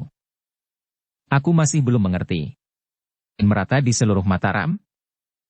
"Ki Lurah, apakah kita masih dapat menganggap Sultan Hadiwijaya itu mengambil keputusan dengan jujur sejak kita meninggalkan Pajang dan membuka alas Mentaok?" "Kenapa tidak, Raden?" "Jadi kenapa kau meninggalkan Pajang?" "Masih ada waktu sebelum aku makan." "Raden," berkata Ki Lurah Beranjangan, "Sultan Hadiwijaya bukannya tidak lagi dapat dipercaya. Tetapi menurut pendapatku, Sultan Hadiwijaya itu sudah berhenti. Batas kebesaran Pajang sudah tidak akan lagi berkembang. Maksudku, bukannya luas daerahnya, atau kekuasaannya atas rakyatnya. Tetapi Pajang tidak dapat membangun dirinya sendiri. Karena Sultan telah berhenti, maka gairah rakyatnya pun berhenti. Pajang tidak lagi berusaha membangun dirinya. Bendungan yang pecah tidak lagi mendapat perbaikan. Jalan yang terputus dibiarkannya. Penduduk yang berkembang tidak diimbangi dengan perkembangan tanah persawahan dan pategalan. Karena itulah, maka aku mencari tempat yang lebih hidup. Lebih banyak bergerak dan menggelegak. Dan aku menemukan tanah yang baru tumbuh ini. Tanah Mataram." Raden Sutawijaya termangu-mangu sejenak. Dipandanginya Ki Lurah Beranjangan dengan wajah yang tegang. Namun kemudian Raden Sutawijaya itu melontarkan tatapan matanya ke kejauhan. "Paman," berkata Raden Sutawijaya dengan nada datar. "Ternyata aku mempunyai pendapat yang lain dengan paman dan ayahanda. Tetapi aku tidak akan berpendapat bahwa pendapatkulah yang benar. Untuk sementara biarlah kita ada di dalam perbedaan itu. Mungkin di saat lain pendapat kita akan bertemu." "Maksud Raden?" bertanya Ki Lurah Beranjangan. "Aku meragukan kejujuran ayahanda Sultan Hadiwijaya." "Itu wajar sekali, Raden," berkata Ki Lurah Beranjangan. "Tetapi sebaiknya Raden memperhatikan perkembangannya lebih lanjut." Ki Lurah Beranjangan berhenti sejenak, lalu, "Maksud Raden tentang keputusan ayahanda Sultan Hadiwijaya?" Raden Sutawijaya tidak segera menjawab. "Mungkin memang belum saatnya Raden mengatakannya kepadaku. Tetapi agaknya ada sesuatu yang kurang sesuai antara Raden dan ayahanda Ki Gede Pemanahan." Raden Sutawijaya masih tetap berdiam diri. "Baiklah," Raden menenangkan hati. "Aku juga akan menghadap ayahanda dan mohon agar Ki Gede mencoba mengendapkan perasaannya. Ki Gede adalah seorang tua yang memiliki pengalaman lahir dan batin yang cukup luas." Raden Sutawijaya masih saja tidak menyahut. "Sudahlah, Raden. Silahkan beristirahat." Raden pun tentu juga letih. Sutawijaya kemudian ditinggalkan oleh Ki Lurah Beranjangan seorang diri. Hatinya yang memang sedang risau itu rasa-rasanya menjadi semakin risau. Ia diombang-ambingkan oleh gejolak perasaannya yang kadang-kadang tidak sejalan dengan nalarnya. Tiba-tiba saja Raden Sutawijaya teringat kata-kata Ki Lurah Beranjangan. Betapapun juga, kelemahan ayahanda Sultan memang pada kelemahannya kini. Ia seakan-akan memang telah berhenti. Ia telah dijerat oleh Kamukten yang membuatnya kehilangan gelora di masa mudanya. Selagi masih muda, Sultan Hadiwijaya yang juga disebut Mas Karbet, dan juga dinamai Jaka Tingkir itu memiliki gelora yang bagaikan menyala-nyala di dalam dadanya. Seorang anak muda yang meledak-ledak dalam pencaharian dan pencapaian. Dan itulah yang telah menarik perhatian Sultan Trenggana dan mengangkatnya menjadi hamba yang sangat dekat padanya. Raden Sutawijaya menarik nafas dalam-dalam. Seakan-akan ia telah mengulangi apa yang terjadi atas Sultan Hadiwijaya semasa mudanya. Dengan diam-diam Jaka Tingkir telah berhubungan dengan putri Sultan Trenggana di Demak. Tetapi Sultan Trenggana mengusirnya dengan marah, geram Raden Sutawijaya di dalam hatinya. "Kenapa Sultan Hadiwijaya tidak mengusirku? Apalagi gadis itu bukan sekedar anaknya, tetapi justru akan diperistrikannya." Raden Sutawijaya menghentakkan tangannya. Dan ia pun berkata di dalam hatinya. Jaka Tingkir yang juga disebut Mas Karbet itu dapat kembali ke istana karena ia berhasil menunjukkan kemampuannya. Bukan sekedar karena belas kasihan. Apalagi belas kasihan yang tidak jujur dan sekedar merupakan perangkap. Tetapi Sutawijaya menjadi berdebar-debar. Ia mulai ragu-ragu atas prasangkanya sendiri, bahwa yang terjadi adalah perangkap semata-mata. Persetan. Raden Sutawijaya menggeram. Apapun yang terjadi, tetapi Mataram harus menjadi lanjutan dari gejolak dan gairah hidup yang pernah terpancar pada permulaan masa kekuasaan Sultan Hadiwijaya. Mataram tidak akan membiarkan Pajang berhenti. Seandainya Pajang akan berhenti, maka harus ada usaha agar perjuangannya dapat dilanjutkan. Mataram harus membangun dirinya menjadi negara besar. Lebih besar daripada Pajang tanpa menyerap kekuasaan yang ada di Pajang dengan paksa. Terasa jantung Raden Sutawijaya bergetar. Ia tidak lagi ingin dikungkung oleh perasaan kecewa dan gusar karena belas kasihan atau karena perangkap yang telah dipasang oleh Sultan Pajang. Yang penting baginya, seperti yang dikatakan oleh Ki Lurah Beranjangan, adalah membangun Mataram di segala segi kehidupannya. Tanpa sadar Raden Sutawijaya berdiri. Dipandanginya dedaunan hijau di halaman. Bayangan batang pepohonan yang bergerak-gerak disentuh angin. "Disinilah aku sudah mulai," berkata Sutawijaya di dalam hatinya. "Dan karena itu, aku tidak boleh berkisar. Apapun yang akan terjadi." Tekad itulah yang kemudian seakan-akan selalu memanasi darahnya. Darah mudanya yang menggelegak bagaikan mendidih. Darah ini tidak boleh membeku seperti darah ayahanda Sultan Hadiwijaya betapapun besar usahaku yang akan berhasil nanti. Mataram harus berkembang terus. Mataram harus membangun dirinya tanpa mengenal batas waktu. Dalam pada itu, peristiwa yang terjadi di tepi kali Opak itu pun menjadi bahan pembicaraan di Jati Anom. Setelah Untara kembali bersama prajurit-prajuritnya, dan bahkan dengan beberapa orang korban, maka timbullah berbagai tanggapan atas kejadian itu. Namun ada di antara mereka yang memang sengaja ingin mengeruhkan keadaan. Orang-orang itulah yang menyebarkan cerita ngayawara. Cerita yang sengaja untuk membakar hati orang-orang Pajang dan terlebih-lebih mereka tidak senang melihat Mataram mulai berkembang. Cerita yang dianyam dan diramu menjadi sebuah cerita yang menarik dalam susunan yang sempurna. Untara sendiri terkejut ketika pada suatu saat seorang perwira bawahannya datang kepadanya dan bertanya, "Bagaimanakah yang sebenarnya terjadi di Kali Opak itu?" Untara tidak segera menjawab.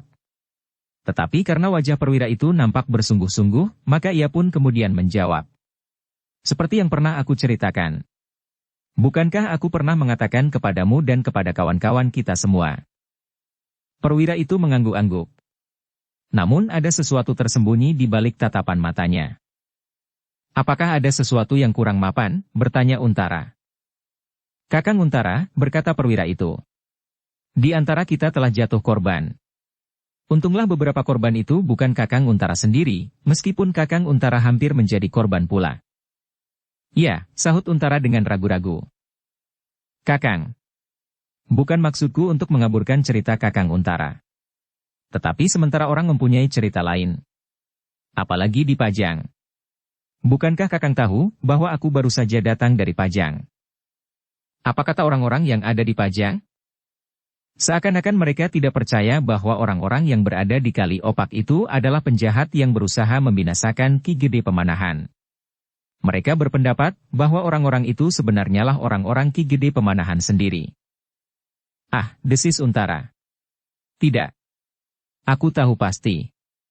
Mereka adalah orang-orang yang menghendaki kematian Ki Gede Pemanahan." "Dari mana kau tahu?"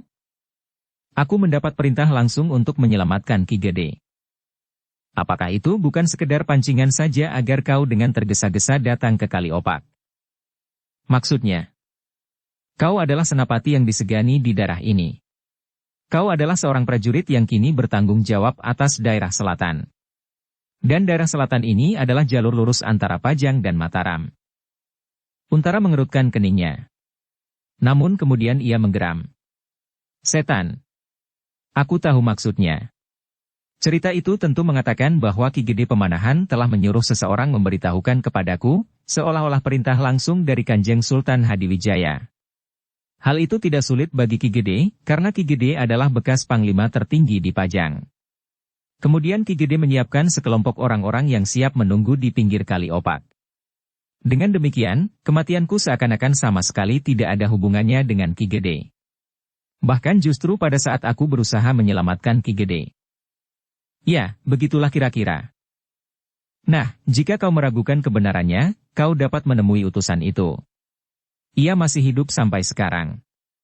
Orang itu tentu akan dapat mengatakan bahwa ia ditugaskan langsung oleh Kanjeng Sultan atas dasar laporan petugas sandi.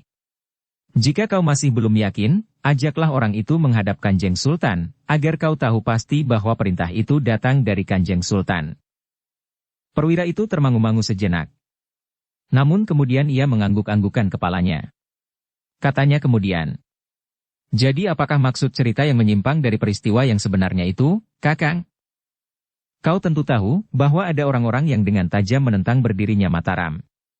Aku tahu bahwa mereka selalu berusaha untuk membakar permusuhan antara Pajang dan Mataram. Setiap persoalan yang dapat dipergunakan sebagai alasan, tentu akan dipergunakannya. Dan kini, aku pula yang disangkutkannya." Untara berhenti sejenak, lalu, "Tetapi bantulah aku. Ceritakan yang sebenarnya terjadi. Jika cerita yang tidak benar itu sudah terlampau jauh beredar, biarlah aku sendiri akan memberikan keterangan kepada para perwira dan prajurit, setidak-tidaknya yang ada di bawah kekuasaanku." Perwira itu mengangguk. Namun masih juga nampak kebimbangan di sorot matanya. Tetapi agaknya ia dapat mengerti keterangan yang diberikan oleh Untara itu. "Aku sendiri adalah seorang prajurit," berkata Untara.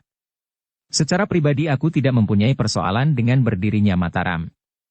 Tetapi jika aku mendapat perintah untuk berbuat sesuatu atas Mataram, maka sebagai prajurit aku akan melaksanakannya. Perwira itu mengangguk sekali lagi. Nah, lupakan cerita itu. Aku tahu pasti bahwa hal itu tidak benar. Ki Gede Pemanahan sendiri justru terluka karenanya. Jika kedatangan Raden Sutawijaya dihubungkan dengan rencana itu, maka sudah barang tentu, rencana itu akan dapat dilaksanakan dengan sempurna, karena aku tidak akan dapat melawan mereka meskipun prajurit-prajurit dari Prambanan itu datang. Tetapi aku masih tetap hidup, dan, seperti yang aku ceritakan, justru Ki Gedelah yang menolong jiwaku di saat yang paling berbahaya. Baiklah, Kakang, berkata perwira itu. Aku akan berusaha untuk menceritakan yang sebenarnya. Tetapi sikap dan tanggapan yang buruk atas Mataram rasa-rasanya semakin berkembang. Apalagi sejak gadis itu diketahui dengan pasti telah mengandung. Itu adalah persoalan Kanjeng Sultan. Agaknya kedatangan Ki Gede ke Pajang ada pula sangkut pautnya dengan gadis itu. Jika Kanjeng Sultan tidak mengambil tindakan apapun, bagaimana mungkin justru kita yang akan menjatuhkan hukuman? Meskipun hanya sekedar kebencian? Perwira bawahan Untara itu mengangguk-angguk. Ia dapat mengerti keterangan Untara. Dan sebenarnya ia memang lebih condong mempercayai Untara dari cerita Ngayawara tentang usaha Mataram untuk menjebak Untara, tetapi ternyata Untara masih tetap hidup. Tetapi kebencian orang-orang Pajang terhadap Raden Sutawijaya memang semakin berkembang. Orang-orang mulai ragu-ragu dengan keperwiraan Ki Gede Pemanahan karena tingkah laku anaknya. Gadis yang mengandung itu adalah kemenakan Ratu Kalinyamat sendiri. Gadis itu adalah putra Sunan Prawata suami istri yang telah mendahului Sunan Hadiri dan Kanjeng Ratu Kalinyamat karena dibunuh pula oleh utusan Arya Penangsang. Gadis itu adalah tetesan darah Sultan Demak. Orang-orang yang dengan sengaja membakar kebencian terhadap Raden Sutawijaya menyebarkan setiap cerita yang dapat menumbuhkan jarak antara Mataram dari Pajang. Tingkah laku Raden Sutawijaya itu telah mencemarkan nama baik keturunan Demak sendiri. Ketika perwira bawahan Untara itu mengemukakannya kepada Untara, maka jawab Untara. Coba pikirkan, manakah yang lebih baik bagimu? Apakah gadis itu menjadi istri Raden Sutawijaya, atau menjadi istri Kanjeng Sultan Hadiwijaya? Ingat, gadis itu adalah kemenakan langsung permaisuri Pajang sekarang. Bukankah itu berarti bahwa gadis itu kemenakan Sultan pula? Perwira itu mengangguk-anggukkan kepalanya. Namun Untara pun berkata, "Sudahlah. Jangan persoalkan lagi. Kau harus dapat membantu menjernihkan keadaan. Aku berpendapat bahwa persoalan gadis itu harus ditutup sampai sekian." Tetapi suara Untara kemudian menurun. Sekali lagi aku katakan, aku adalah seorang senapati. Aku akan melakukan segala perintah Sultan Hadiwijaya. Apakah persoalannya menyangkut gadis itu atau tidak? Perwira pembantunya tidak bertanya lagi. Ia menyadari bahwa Untara memang seorang prajurit. Tidak lebih dan tidak kurang. Karena itu ia pun harus bersikap serupa. Tetapi ada prajurit di Pajang yang tidak bersikap sebagai prajurit, berkata perwira itu di dalam hati. Dan ia melihat meskipun samar-samar bahwa prajurit-prajurit Pajang sudah mulai menempatkan dirinya dalam percaturan seluk-beluk pemerintahan yang semakin rumit dalam hubungan antara Mataram dan Pajang, justru mereka ingin mengail di air keruh. Demikianlah ternyata di Pajang telah terjadi benturan-benturan sikap dari para pemimpinnya menghadapi Mataram. Ada di antara mereka yang acuh tidak acuh. Ada yang bersikap sebagai sikap seorang prajurit sejati, tetapi di antara mereka ada yang dengan sengaja mempertajam kebencian yang ada di antara dua daerah itu. Sementara itu, Raden Sutawijaya mencoba melemparkan dirinya ke dalam kerja. Meskipun kadang-kadang terasa hatinya masih juga berdesir mengenang semua yang telah terjadi, namun ia berusaha melupakannya. Tetapi aku tidak boleh melupakan gadis dan anak di dalam kandungan itu, berkata Sutawijaya di dalam hatinya. Dan seperti dikatakan oleh ayahandanya Ki Gede Pemanahan, maka Sultan Hadiwijaya mengharap agar ia bersikap baik dan bertanggung jawab atas gadis itu. Aku tidak akan ingkar, katanya di dalam hati. Namun dalam pada itu, Sutawijaya selalu tenggelam dalam usahanya untuk membuat Mataram menjadi sebuah negeri. Semua persoalan pribadinya dan masalah-masalah yang menyangkut keluarganya seakan-akan tidak pernah dihiraukannya lagi sebelum usahanya itu berhasil. Demikian pula dengan gadis yang sudah mengandung itu. Aku akan menjemputnya kelak, jika Mataram telah menjadi sebuah negeri. Aku akan menghadap Ayahanda Sultan Pajang dan akan menyembahnya di Paseban sambil mempersembahkan usahaku Mataram yang telah menjadi sebuah negeri. Selebihnya aku akan mengambil semangkin dan anak di dalam kandungannya itu. Karena itu, tidak ada persoalan apapun yang dapat menahan Raden Sutawijaya. Ayahandanya pun jarang-jarang dapat menemuinya. Anaknya telah benar-benar tenggelam di dalam kerja. Namun ternyata Sutawijaya tidak hanya melulu bekerja untuk membangun Mataram menjadi sebuah negeri. Kadang-kadang untuk beberapa hari ia tidak dapat dijumpai. Orang-orangnya di bagian selatan menyangkanya ada di bagian utara. Orang-orangnya di bagian utara menyangkanya sedang memimpin pembukaan hutan di bagian barat. Sedang orang-orang yang ada di bagian barat menduga bahwa Sutawijaya sedang ada di bagian timur.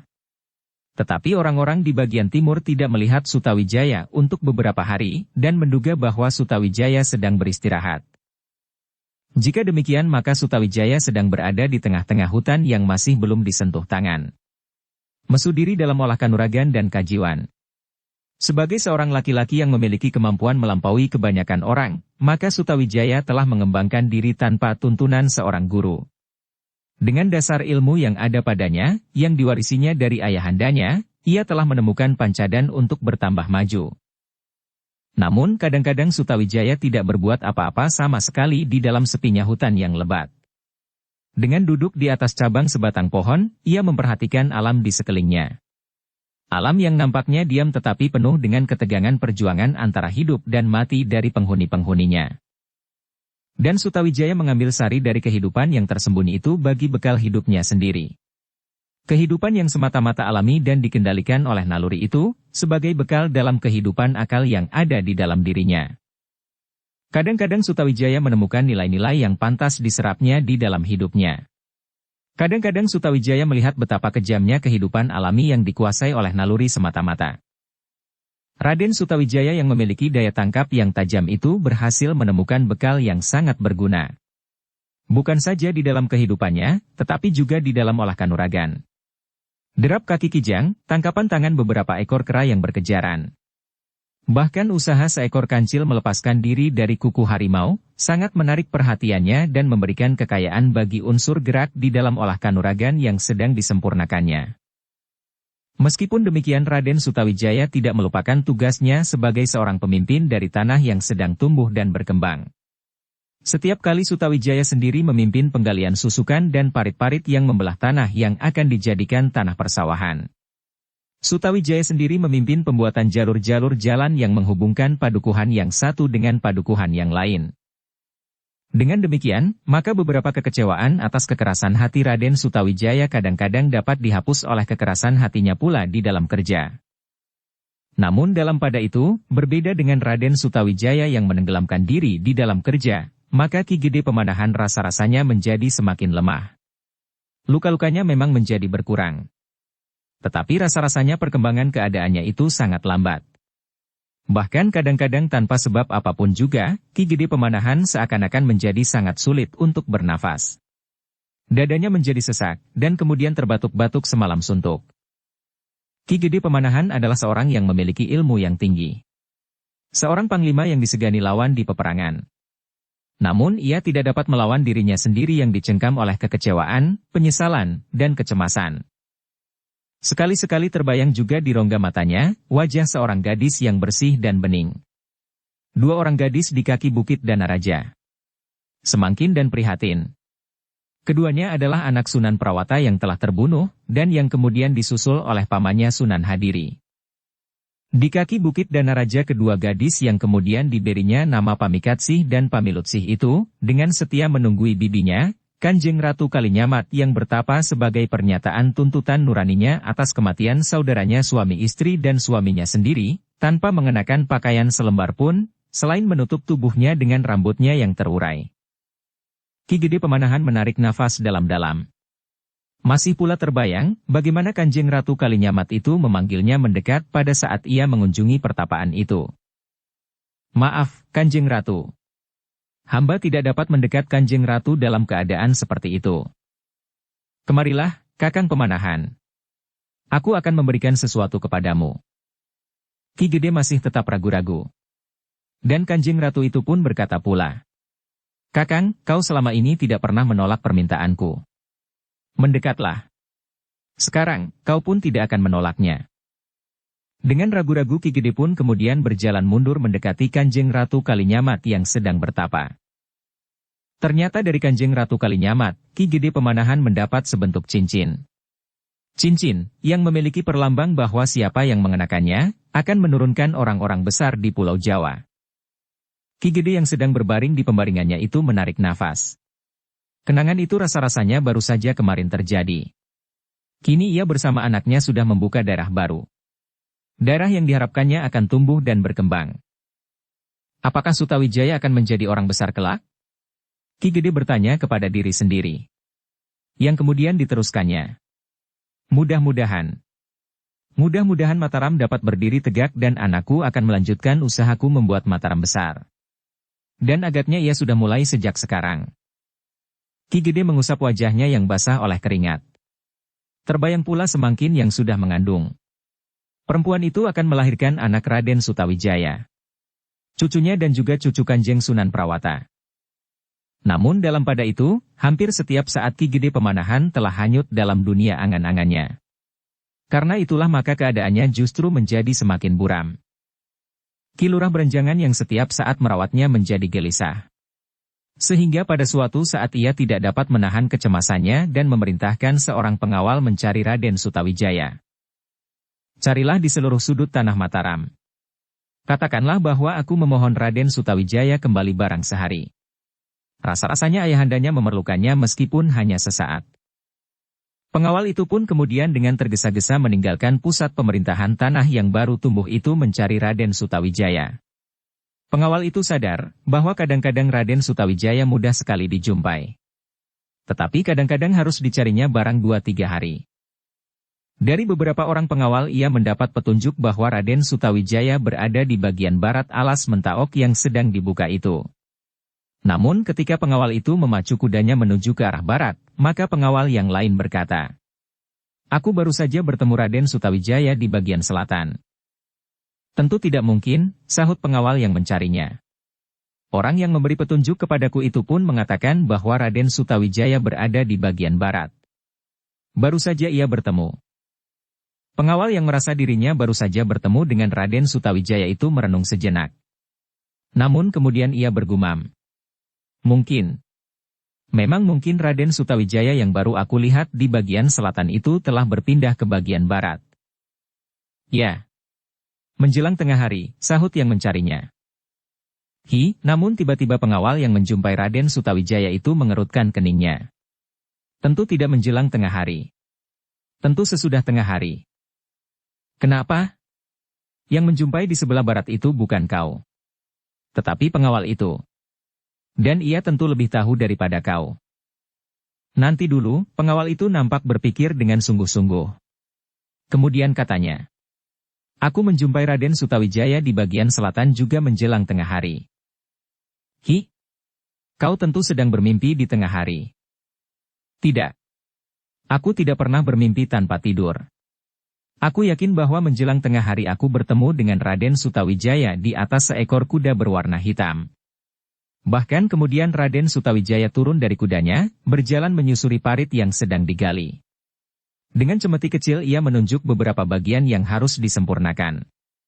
Dan dengan cemeti kecil itu pula Raden Sutawijaya menggores tanah membuat garis-garis batas dari parit itu di tikungan.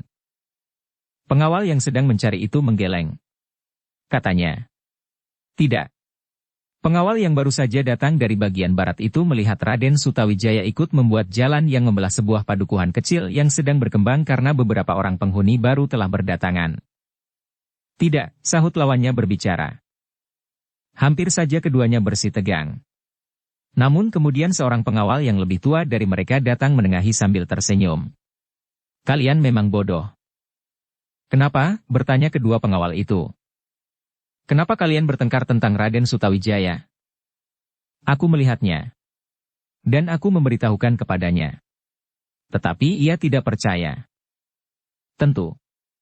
Orang lain mengatakan bahwa ia bertemu dengan Raden Sutawijaya di bagian barat. Keduanya benar, sahut pengawal yang lebih tua itu. Kedua pengawal itu terkejut. Ya. Memang Raden Sutawijaya dapat saja berada di bagian selatan dan di bagian barat sekaligus. Aku tidak mengerti, desis pengawal itu. Raden Sutawijaya dapat berada di beberapa tempat dalam waktu yang sama. Ah, ada? Itu adalah pertanda bahwa anak muda itu memiliki ilmu yang tinggi. Kau tentu ingat, bahwa Ki Gede Pemanahan pun telah menggemparkan musuh-musuhnya ketika terjadi benturan bersenjata antara Pajang dan Jipang. Sebelum sampai pada saat terakhir sebagai puncak pertempuran di pinggir Bengawan Sore, maka pertentangan di beberapa tempat telah melibatkan Ki Gede Pemanahan dalam pertempuran-pertempuran itu. Ia ada di beberapa tempat dalam waktu yang sama, sehingga kadang-kadang prajurit Jipang saling berbantah sendiri, bahwa mereka telah bertempur melawan sekelompok prajurit di bawah pimpinan Ki Gede Pemanahan langsung. Para pengawal yang mendengarkan pembicaraan itu berdiri dengan wajah yang tegang. Namun 1-2 di antara mereka memang pernah mendengar cerita semacam itu tentang Ki Gede Pemanahan. Dan kini mereka mendengar pula tentang Raden Sutawijaya. Karena itu maka pengawal yang sedang mencari Raden Sutawijaya itu pun bertanya. Jadi, jika demikian, kemana aku harus mencarinya? Apakah aku harus pergi ke barat atau ke selatan? Jika Raden Sutawijaya memang berada di kedua tempat itu, kepada Raden Sutawijaya yang manakah aku harus berhubungan? Karena tentu hanya ada satu saja di antara mereka yang tetap berpribadi. Ya, satu di antara merekalah yang tetap berpribadi. Tetapi kepribadian itu pun memancar kepada yang lain. Sumbernya. Itulah yang sulit. Tetapi rasa-rasanya bahwa mereka adalah satu. Kau dapat berhubungan dengan Raden Sutawijaya, yang manapun juga. Pengawal itu menjadi agak bingung. Namun, kemudian katanya. Aku akan pergi ke barat. Pergilah, mudah-mudahan kau akan segera bertemu.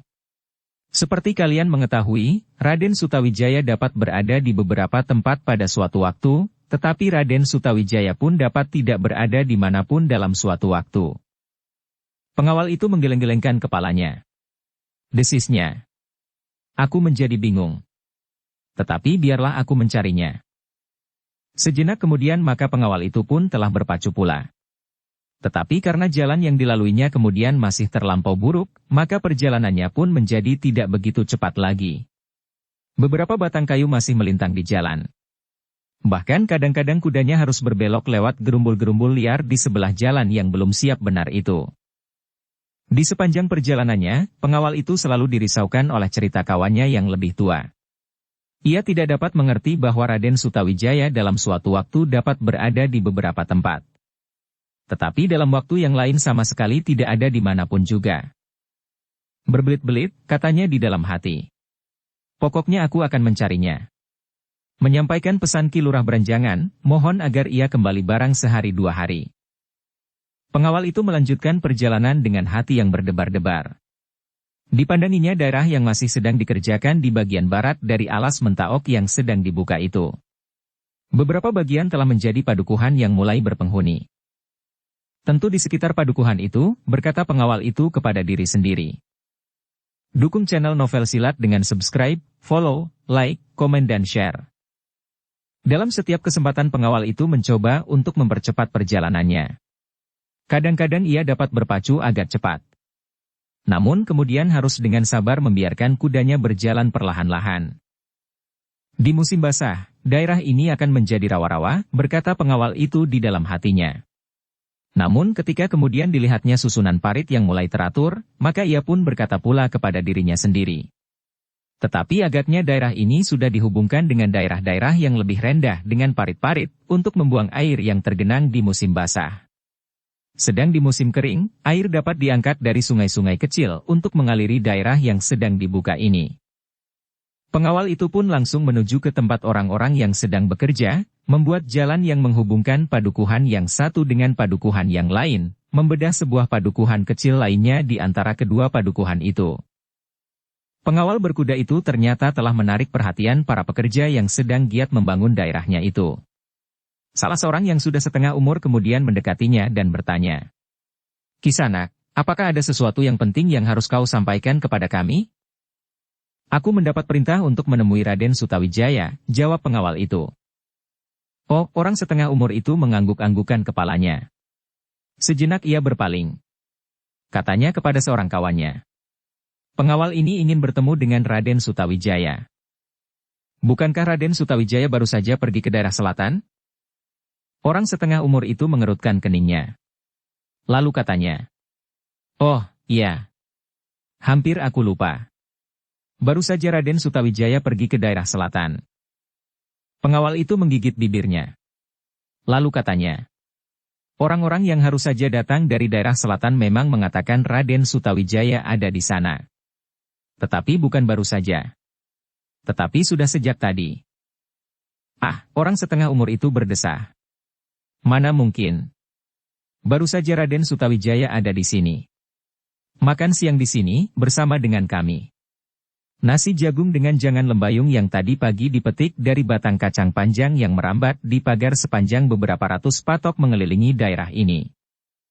Pengawal itu mengerutkan keningnya. Karena pengawal itu tidak segera menjawab, orang setengah umur itu melanjutkan. Ketika perempuan-perempuan memetik lembayung itu, ternyata mereka mendapatkan 3 bakul penuh. Pengawal itu pun kemudian memotong. Ya. Ya. Tetapi aku harus bertemu dengan Raden Sutawijaya. Pergilah ke daerah selatan. Mereka di sana sedang membuat sebuah parit induk. Tentu Raden Sutawijaya menunggui pembuatan parit induk itu. Apakah tidak mungkin pergi ke daerah utara? Raden Sutawijaya tidak mengatakan demikian. Dan barangkali pekerjaan di daerah utara sudah lebih lancar. Jalan menuju ke padukuhan yang paling ujung sudah dapat dilalui. Dan parit-parit sudah mulai mengalir. Jika Raden Sutawijaya pergi ke utara, hanyalah tinggal memberikan petunjuk untuk mengembangkan padukuhan-padukuhan itu.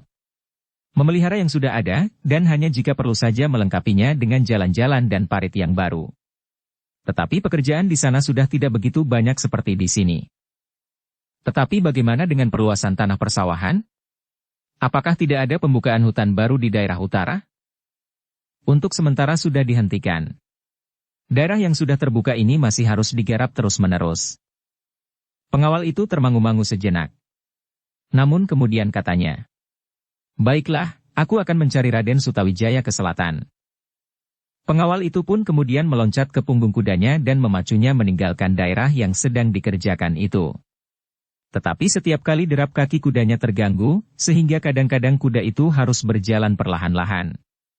Menyimpang dan meloncati batang-batang yang melintang. Bodoh sekali, geram pengawal itu. Seharusnya mereka membersihkan jalan-jalan ini lebih dahulu sebelum membuat perpanjangan dari jalur jalan ini. Baru ketika pengawal itu sampai ke jalan yang sudah agak baik, maka kudanya pun berpacu lagi dengan kecepatan yang lebih tinggi. Namun pengawal itu masih saja dipengaruhi oleh cerita tentang Raden Sutawijaya yang dapat berada di beberapa tempat dalam waktu yang sama, tetapi juga dapat tidak ada dimanapun juga pada suatu waktu. Mudah-mudahan aku tidak mendapatkan Raden Sutawijaya sedang tidak ada dimanapun juga sekarang ini, katanya kepada diri sendiri. Kudanya pun kemudian dipacu semakin cepat. Ia segera ingin mengetahui, apakah benar Raden Sutawijaya dapat lenyap untuk suatu saat. Ketika di kejauhan dilihatnya sekelompok orang bekerja di tengah-tengah bulak, ia menjadi berdebar-debar. Orang-orang itu nampaknya masih terlampau kecil. Seperti lebah yang berkerumun di sarangnya. Dengan demikian pengawal itu justru menjadi semakin bernafsu untuk mengetahui dengan segera, apakah Raden Sutawijaya ada di antara orang-orang itu atau tidak. Karena itulah maka kudanya pun dipacunya semakin cepat. Beberapa langkah dari orang-orang yang sedang sibuk itu, kudanya dihentikannya. Dengan tergesa-gesa ia meloncat turun, sehingga hampir saja ia jatuh tertelungkup. Orang-orang yang sedang bekerja itu pun terkejut melihat kehadirannya yang tergesa-gesa itu. Salah seorang dari mereka mendekatinya sambil bertanya. Apakah ada sesuatu yang penting? Dengan berdebar-debar pengawal itu ganti bertanya. Apakah Raden Sutawijaya ada di sini? Orang itu mengerutkan keningnya. Lalu jawabnya. Baru saja Raden Sutawijaya meninggalkan tempat ini. Oh, seperti kekecewaan membayang di wajah pengawal itu. Namun kemudian dengan ragu-ragu ia bertanya. Tetapi, apakah Raden Sutawijaya sudah lama berada di tempat ini? Orang itu termangu-mangu. Jawabnya. Sudah cukup lama, Raden Sutawijaya telah cukup lama menunggui kerja kami menyelesaikan parit ini. Pengawal itu menggigit bibirnya. Dipandanginya orang itu dengan wajah yang terheran-heran. Kenapa? Bertanya orang itu. Nah, sampai ke daerah yang dibukanya. Pengawal itu masih bimbang. Lalu jawabnya kemudian. Raden Sutawijaya baru saja meninggalkan lapangan kerja bagian barat. Aku baru saja datang dari sana. Tentu bukan baru saja, Raden Sutawijaya sudah agak lama berada di sini. Pengawal itu tidak ingin mempersoalkannya lagi. Lalu ia pun kemudian bertanya. Apakah kau tahu, kemana perginya Raden Sutawijaya? Orang itu menggelengkan kepalanya. Katanya. Aku tidak tahu. Raden Sutawijaya tidak mengatakan kemana ia akan pergi. Di bagian barat Raden Sutawijaya mengatakan bahwa ia akan pergi ke selatan. Kami tidak diberitahukannya. Yang kami dengar Raden Sutawijaya tidak akan bermalam di sini. Raden Sutawijaya ingin melihat purnama terbit malam nanti, tiba-tiba seseorang yang berambut putih memotong pembicaraan itu. Oh, sahut pengawal yang sedang mencarinya. Di mana? Aku tidak tahu. Pengawal itu menjadi bingung.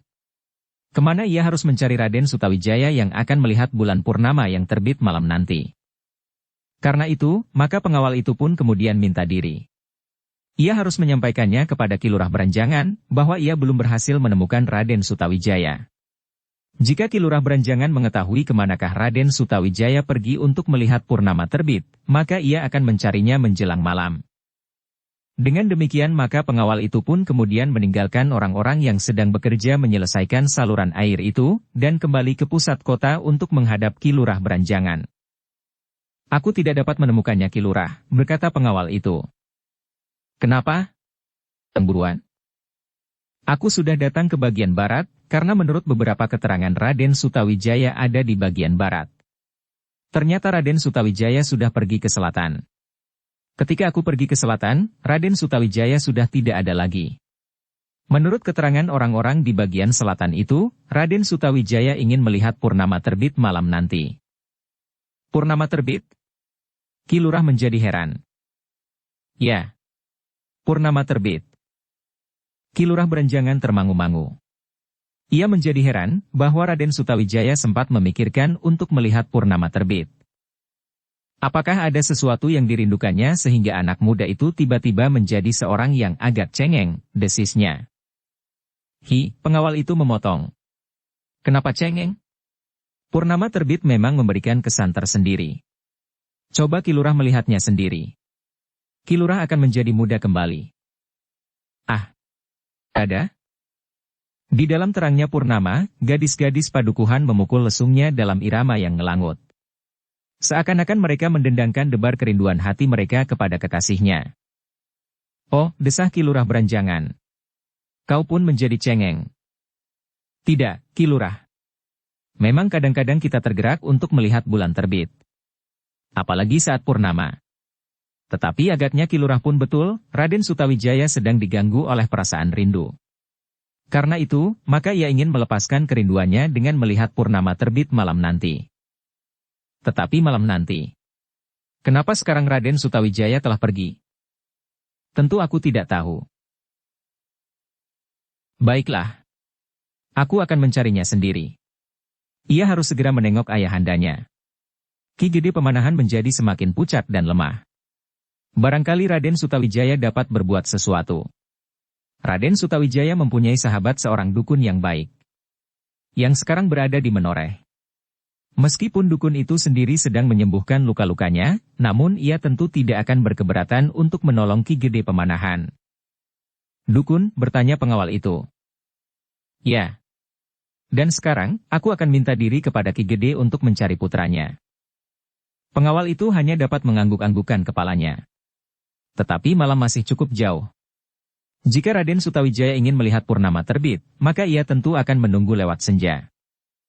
Sementara itu, Ki Lurah Beranjangan pun pergi menghadap Ki Gede Pemanahan di Pembaringan.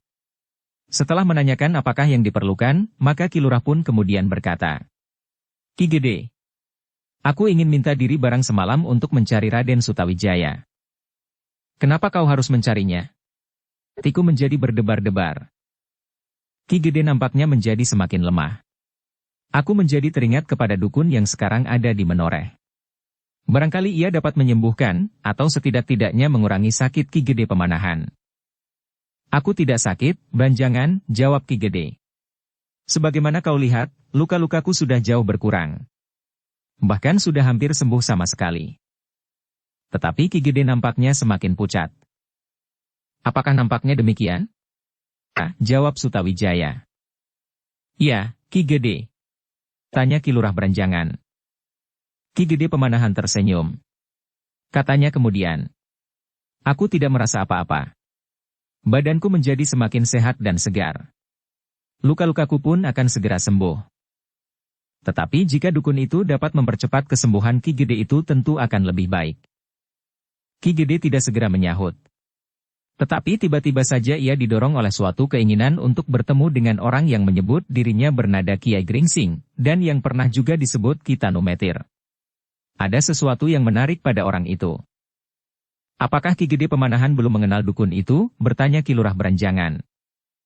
Ki Gede menarik nafas dalam-dalam. Sekilas terkenang olehnya, betapa Kiai Gringsing itu selalu menghindari pertemuan dengannya. Sejak di Sangkal Putung, dan saat-saat kemudian Kiai Gringsing tidak pernah berhasil dijumpainya. Hanya anaknya sajalah yang selalu bertemu dan bahkan bekerja bersamanya. Ada sesuatu yang menarik pada dukun itu, berkata Ki Gede Pemanahan. Karena itu, jika aku mengundangnya, bukan semata-mata karena aku mencemaskan sakitku. Aku memang ingin bertemu dengan orang yang menyebut dirinya Kiai Gringsing. Orang yang memiliki kemampuan menyembuhkan orang sakit dan sekaligus kemampuan bermain-main dengan cambuk. Ki Lurah Beranjangan merenung sejenak. Lalu katanya. Jadi apakah Ki Gede sependapat, bahwa aku akan membicarakannya dengan Raden Sutawijaya? Ki Gede tidak segera menyahut. Bahkan ia pun kemudian bertanya. Apakah kau tahu di mana Sutawijaya sekarang? Ki Lurah Beranjangan termangu-mangu sejenak, namun kemudian katanya. Seorang pengawal sudah berusaha menjumpainya. Tetapi Raden Sutawijaya tidak ada di beberapa tempat. Terakhir para pekerja yang sedang menyelesaikan sebuah parit di sebelah selatan mengatakan bahwa Raden Sutawijaya sedang pergi sebentar untuk melihat bulan purnama terbit. Ki Gede Pemanahan mengerutkan keningnya. Namun kemudian ia pun tersenyum. Katanya, apakah kau akan mencarinya ke tempat purnama itu terbit di Cakrawala? Ki Lurah Beranjangan pun tersenyum. Jawabnya, aku memang akan mencarinya, Ki Gede. Tetapi saat purnama terbit masih terlampau lama. Karena itu, biarlah aku mencarinya ke daerah sebelah timur. Mungkin Raden Sutawijaya ada di ujung bagian timur, di hadapan daerah terbuka yang menghadap alas tambak baya. Dari sana bulan yang sedang terbit akan nampak bagaikan timbul dari balik Cakrawala. Ki Gede Pemanahan yang pucat itu tertawa. Katanya, pergilah. Aku tidak berkeberatan. Bahkan kau dapat mengatakan kepadanya bahwa aku memang ingin dapat bertemu dengan orang yang menyebut dirinya Kiai Gringsing itu. Ki Lurah Beranjangan mengangguk kecil. Katanya, baiklah, Ki Gede.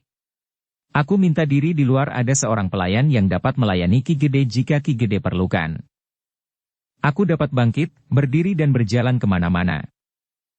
Tetapi Ki Gede harus beristirahat cukup banyak, sehingga agaknya lebih baik jika Ki Gede tidak bangkit dan berjalan keluar lebih dahulu. Ki Gede Pemanahan menganggukkan kepalanya. Katanya, aku akan menjaga diriku sendiri. Demikianlah maka Ki Lurah Beranjangan pun meninggalkan Ki Gede Pemanahan, ia segera menyuruh seorang pengawal menyiapkan kudanya. Ia sendiri ingin mencari Raden Sutawijaya sampai ketemu, dan kemudian bersama-sama pergi ke Menoreh untuk minta Kiai Gringsing datang berkunjung ke Mataram. Mudah-mudahan orang itu belum meninggalkan Menoreh, katanya. Jika sudah, maka aku harus mencarinya ke Sangkal Putung. Namun demikian terbersit suatu pertanyaan pula di dalam hatinya.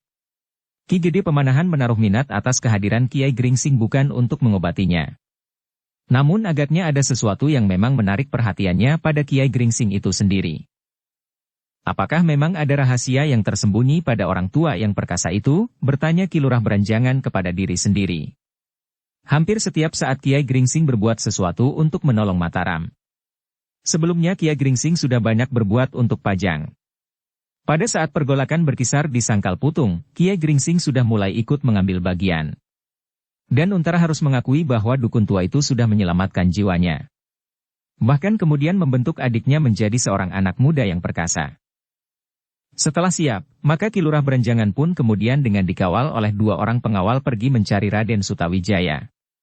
Salah seorang dari kedua pengawal itu adalah pengawal yang sudah mencari Raden Sutawijaya sebelumnya. Kita akan pergi ke timur, berkata Ki Lurah Berenjangan. Ke ujung alas Mentaok, bertanya salah seorang pengawal. Ya. Mungkin Raden Sutawijaya ada di ujung alas Mentaok dan menunggu purnama naik. Sebuah tempat terbuka yang memisahkan alas Mentaok dan Tambak Baya merupakan tempat yang baik untuk menunggu purnama naik. Bagaimana jika Raden Sutawijaya berada di ujung alas Tambak Baya? Ki Lurah Berenjangan hanya menarik nafas. Namun sebenarnya lah bahwa Ki Lurah Berenjangan sudah mempunyai perhitungan tersendiri dengan kepergian Raden Sutawijaya.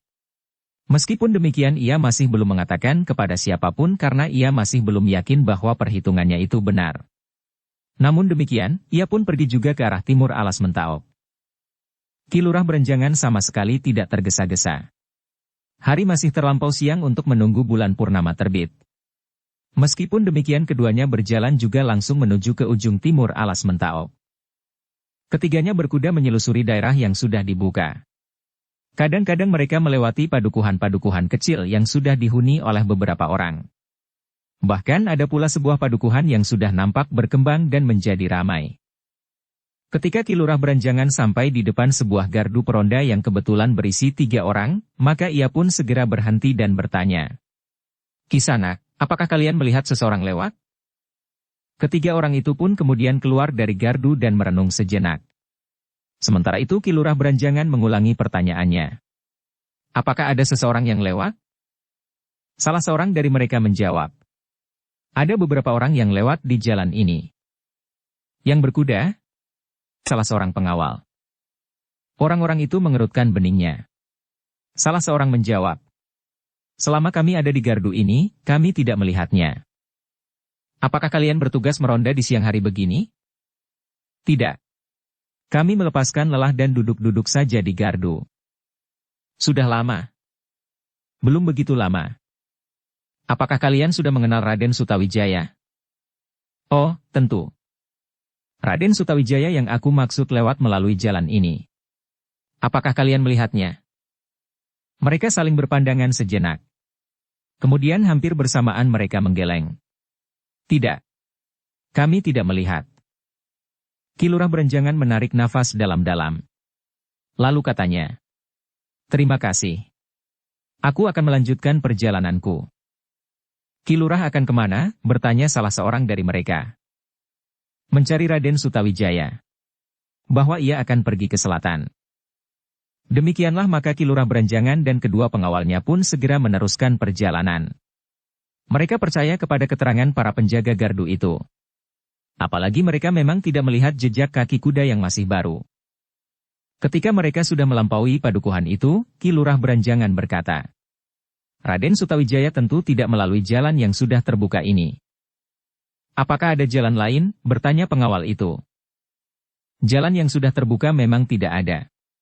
Tetapi sejak belum ada jalan sama sekali, Raden Sutawijaya memang sudah hilir mudik ke alas Mentaok. Maksud Ki Lurah, hilir mudik antara Mentaok dan Pajang, begitu? Ki Lurah termangu-mangu sejenak. Namun kemudian ia mengangguk sambil menjawab. Ya. Maksudku memang demikian. Ketiganya pun kemudian berdiam diri. Mereka memandang jalur jalan di hadapan mereka. Meskipun jalan itu masih belum baik namun jalan itu sudah cukup banyak memberikan manfaat kepada Mataram dan daerah di sekitarnya. Di beberapa bagian Ki Lurah justru melihat orang-orang yang sedang beramai-ramai bekerja menyempurnakan jalan itu. Sedang yang lain masih juga sibuk memperluas tanah garapan mereka dengan menebang hutan. Di beberapa gardu tampak orang-orang yang sedang beristirahat sambil mengunyah makanan, setelah mereka memeras keringat menyempurnakan padukuhan masing-masing. Tetapi tidak seorang pun yang melihat Raden Sutawijaya lewat. Kita harus mempercepat jalan kuda-kuda kita, berkata Ki Lurah Berenjangan. Masih terlampau siang, sahut salah seorang pengawalnya. mungkin kita akan pergi ke Tambak Baya. Tidak ada yang menjawab. Tetapi Tambak Baya sekarang sudah aman. Jika ada perampok kecil karena orang-orang malas yang kelaparan, akan dapat kita selesaikan. Kedua pengawalnya hanya mengangguk-angguk saja. Demikianlah kuda-kuda itu berlari semakin cepat. Mereka melintasi jalan yang sudah agak baik. Namun semakin lama jalan itu menjadi semakin buruk. Dan bahkan pada suatu saat seakan-akan ujung jalan itu menusuk masuk ke dalam hutan yang masih lebat. Ujung sebelah timur dari alas Mentaok yang memang belum digarap seluruhnya. Dengan demikian maka perjalanan mereka pun mulai terganggu. Mereka hanya dapat maju dengan perlahan-lahan. Namun mereka sama sekali tidak tergesa-gesa, karena senja masih cukup jauh. Meskipun jalan ini seolah-olah terputus sampai di sini, tetapi jalur ini adalah jalur satu-satunya yang paling baik untuk menuju ke timur, berkata Ki Lurah Beranjangan. Jalan ini adalah jalan raya menuju ke Pajang, sahut seorang pengawalnya. Ki Lurah Beranjangan tidak menyahut. Jalan itu memang jalan satu-satunya. Di luar alas Mentaok jalan itu menjadi agak rata. Apalagi setelah melampaui alas Tambak Baya. Jalan itu benar-benar merupakan jalan raya. Ketiganya pun kemudian maju sambil berdiam diri. Meskipun tidak begitu cepat, namun mereka pun kemudian sampai juga ke mulut lorong yang bagaikan pintu goa keluar dari alas Mentaok. Raden Sutawijaya tidak ada di sini, berkata salah seorang pengawalnya. Ya, kita tidak menemukannya. Menurut dugaanku, tidak ada tempat yang lebih baik dari tempat ini untuk menunggu bulan purnama naik. Purnama itu nampaknya tentu seperti lingkaran emas raksasa yang memanjat di atas hitamnya hutan Tambak Baya yang membujur, seperti garis tebal yang tergores di langit, sahut yang lain. Ah, kau sudah berangan-angan, potong Ki Lurah Beranjangan. Pengawal itu tertawa. Katanya, hampir sepanjang hidupku aku tidak pernah memikirkan purnama naik. Di masa kanak-kanak kadang aku kegirangan jika bulan terang. Aku dapat bermain sampai jauh malam. Kadang-kadang malah menjadi terang seperti siang. Tetapi belum pernah terlintas di kepalaku untuk menunggu dan melihat saat purnama naik di atas cakrawala. Kawannya pun tertawa. Ki Lurah Beranjangan yang mula-mula mengerutkan keningnya pun tertawa pula. Kita akan berjalan terus, berkata Ki Lurah Beranjangan kemudian. Kemana? Bertanya pengawal itu dengan herannya. Melintasi alas Tambak Baya. Di ujung alas Tambak Baya kita tentu akan dapat melihat bulan yang sedang terbit itu tanpa dihalangi oleh seleret garis hitam yang tebal. Kita akan langsung dapat melihat, begitu bulan mulai tersembul di cakrawala. Kedua pengawal itu terdiam sejenak. Namun hampir berbareng keduanya tertawa. Salah seorang dari mereka berkata, aneh. Tiba-tiba saja kita sudah terlibat dalam persoalan bulan yang akan terbit malam ini. Kedua orang yang lain pun tertawa pula berkepanjangan. Namun demikian Ki Lurah Beranjangan berkata, marilah. Kita akan tetap berjalan terus. Kedua pengawalnya tidak menyahut. Mereka mengikuti saja di belakang Ki Lurah Beranjangan yang sudah mendahului. Dan bahkan berkata, kita harus berjalan lebih cepat agar kita tidak kemalaman justru di dalam hutan Tambak Baya. Sejenak kemudian kuda-kuda itu pun segera berlari. Jalan di luar alas Mentaok nampaknya agak lebih baik sehingga kuda mereka dapat berlari agak kencang. Namun ketika mereka mulai memasuki alas Tambak Baya, maka kuda-kuda itu pun berjalan agak lambat. Jalan ini sudah menjadi jauh lebih baik, sejak tidak banyak lagi gangguan, berkata Ki Lurah Beranjangan. Di waktu-waktu terakhir sudah banyak para pedagang yang hilir mudik lewat jalan ini. Karena itu, perbaikan jalan di ujung alas Mentaok itu harus dipercepat, agar arus perdagangan menjadi lebih lancar. Jalan itu sudah jauh lebih baik dari beberapa pekan yang lampau, berkata seorang pengawalnya. Tetapi masih dapat menjadi lebih baik lagi. Ketiganya tidak berbicara terlampau banyak lagi. Jalan di hutan Tambak Baya itu pun masih perlu mendapat perhatian. Orang-orang Mataramlah yang paling berkepentingan untuk membuat jalan itu benar-benar menjadi jalan yang dapat dilalui dengan baik. Kita akan terlambat sampai di ujung hutan ini, berkata salah seorang pengawal tiba-tiba. Ya. Kita akan keluar dari hutan ini setelah purnama terbit, sahut pengawal yang lain. Itu tidak penting. Raden Sutawijaya akan tetap berada di sana jika ia memang pergi ke sana. Jika ia sudah kembali, Jalan ini adalah jalan yang akan dilaluinya. Jika Raden Sutawijaya memilih jalan lain, melintas hutan yang pepat seperti yang sering dilakukan, kita tidak akan berjumpa di jalan ini. Kedua pengawal Ki Lurah Beranjangan tidak menjawab. Tetapi ada semacam keseganan di dalam hati mereka untuk menyelusuri jalan itu mencari Raden Sutawijaya. Apalagi dalam ketidakpastian seperti itu. Seakan-akan mereka sedang melakukan pekerjaan yang tidak berguna sama sekali. Apalagi jalan yang mereka lalui meskipun sudah tenang, namun mereka masih harus berwaspada. Terlebih-lebih lagi, warna kelabu mulai membayang di langit yang kemerah-merahan. Mereka bertiga menyadari bahwa mereka akan terlambat keluar dari hutan itu. Namun demikian mereka masih saja berjalan terus menuju ke mulut lorong di hutan Tambak Baya itu. Perlahan-lahan warna yang kelam mulai turun menyelubungi hutan Tambak Baya. Matahari yang telah merayap semakin dekat dengan cakrawala. Ketiga orang Mataram itu berjalan terus sambil berdiam diri. Sekali-sekali mereka menengadahkan wajah ke langit, dan dilihatnya senja menjadi semakin buram. Ki Lurah Beranjangan mencoba mempercepat lari kudanya. Ia berharap bahwa ia masih akan dapat mencapai mulut lorong sebelum gelap menjadi semakin pekat, menjelang purnama yang akan segera terbit. Tetapi cahaya bulan itu tidak akan terlampau banyak menyusup di sela-sela dedaunan hutan yang lebat seperti alas Tambak Baya. Tetapi Ki Lurah Beranjangan dengan kedua pengiringnya tidak dapat memaksa kudanya berlari lebih cepat lagi. Sebelum mereka sampai ke batas hutan, maka matahari pun segera tenggelam, dan hutan pun menjadi hitam. Jika kita berada di tengah sawah, maka agaknya masih akan nampak cahaya merah di langit dan rasa-rasanya kita masih akan dapat melihat jalan yang menjelujur di hadapan kita, berkata salah seorang pengawal itu di dalam hatinya. Namun karena mereka berada di bawah rimbunnya dedaunan, maka senja itu benar-benar telah menjadi gelap. Tetapi mereka menyadari bahwa sesaat lagi udara akan segera menjadi cerah. Bulan purnama akan segera terbit dan menerangi langit. Namun hutan ini akan tetap gelap, gumam pengawal itu pula di dalam hati. Meskipun demikian mereka berjalan terus. Lintas hutan yang pepat seperti yang sering dilakukan. Ternyata mereka tidak terlambat terlampau banyak. Meskipun mereka tidak dapat melihat saat purnama pecah di atas cakrawala, tetapi mereka pun segera keluar dari hutan itu sebelum bulan memanjat terlampau tinggi. Tetapi demikian mereka melihat cahaya bulan yang cerah, demikian mereka bertanya-tanya di dalam diri. Di manakah Raden Sutawijaya? Bersambung ke bab 170. Dukung kami dengan subscribe, follow, like, komen dan share. Terima kasih.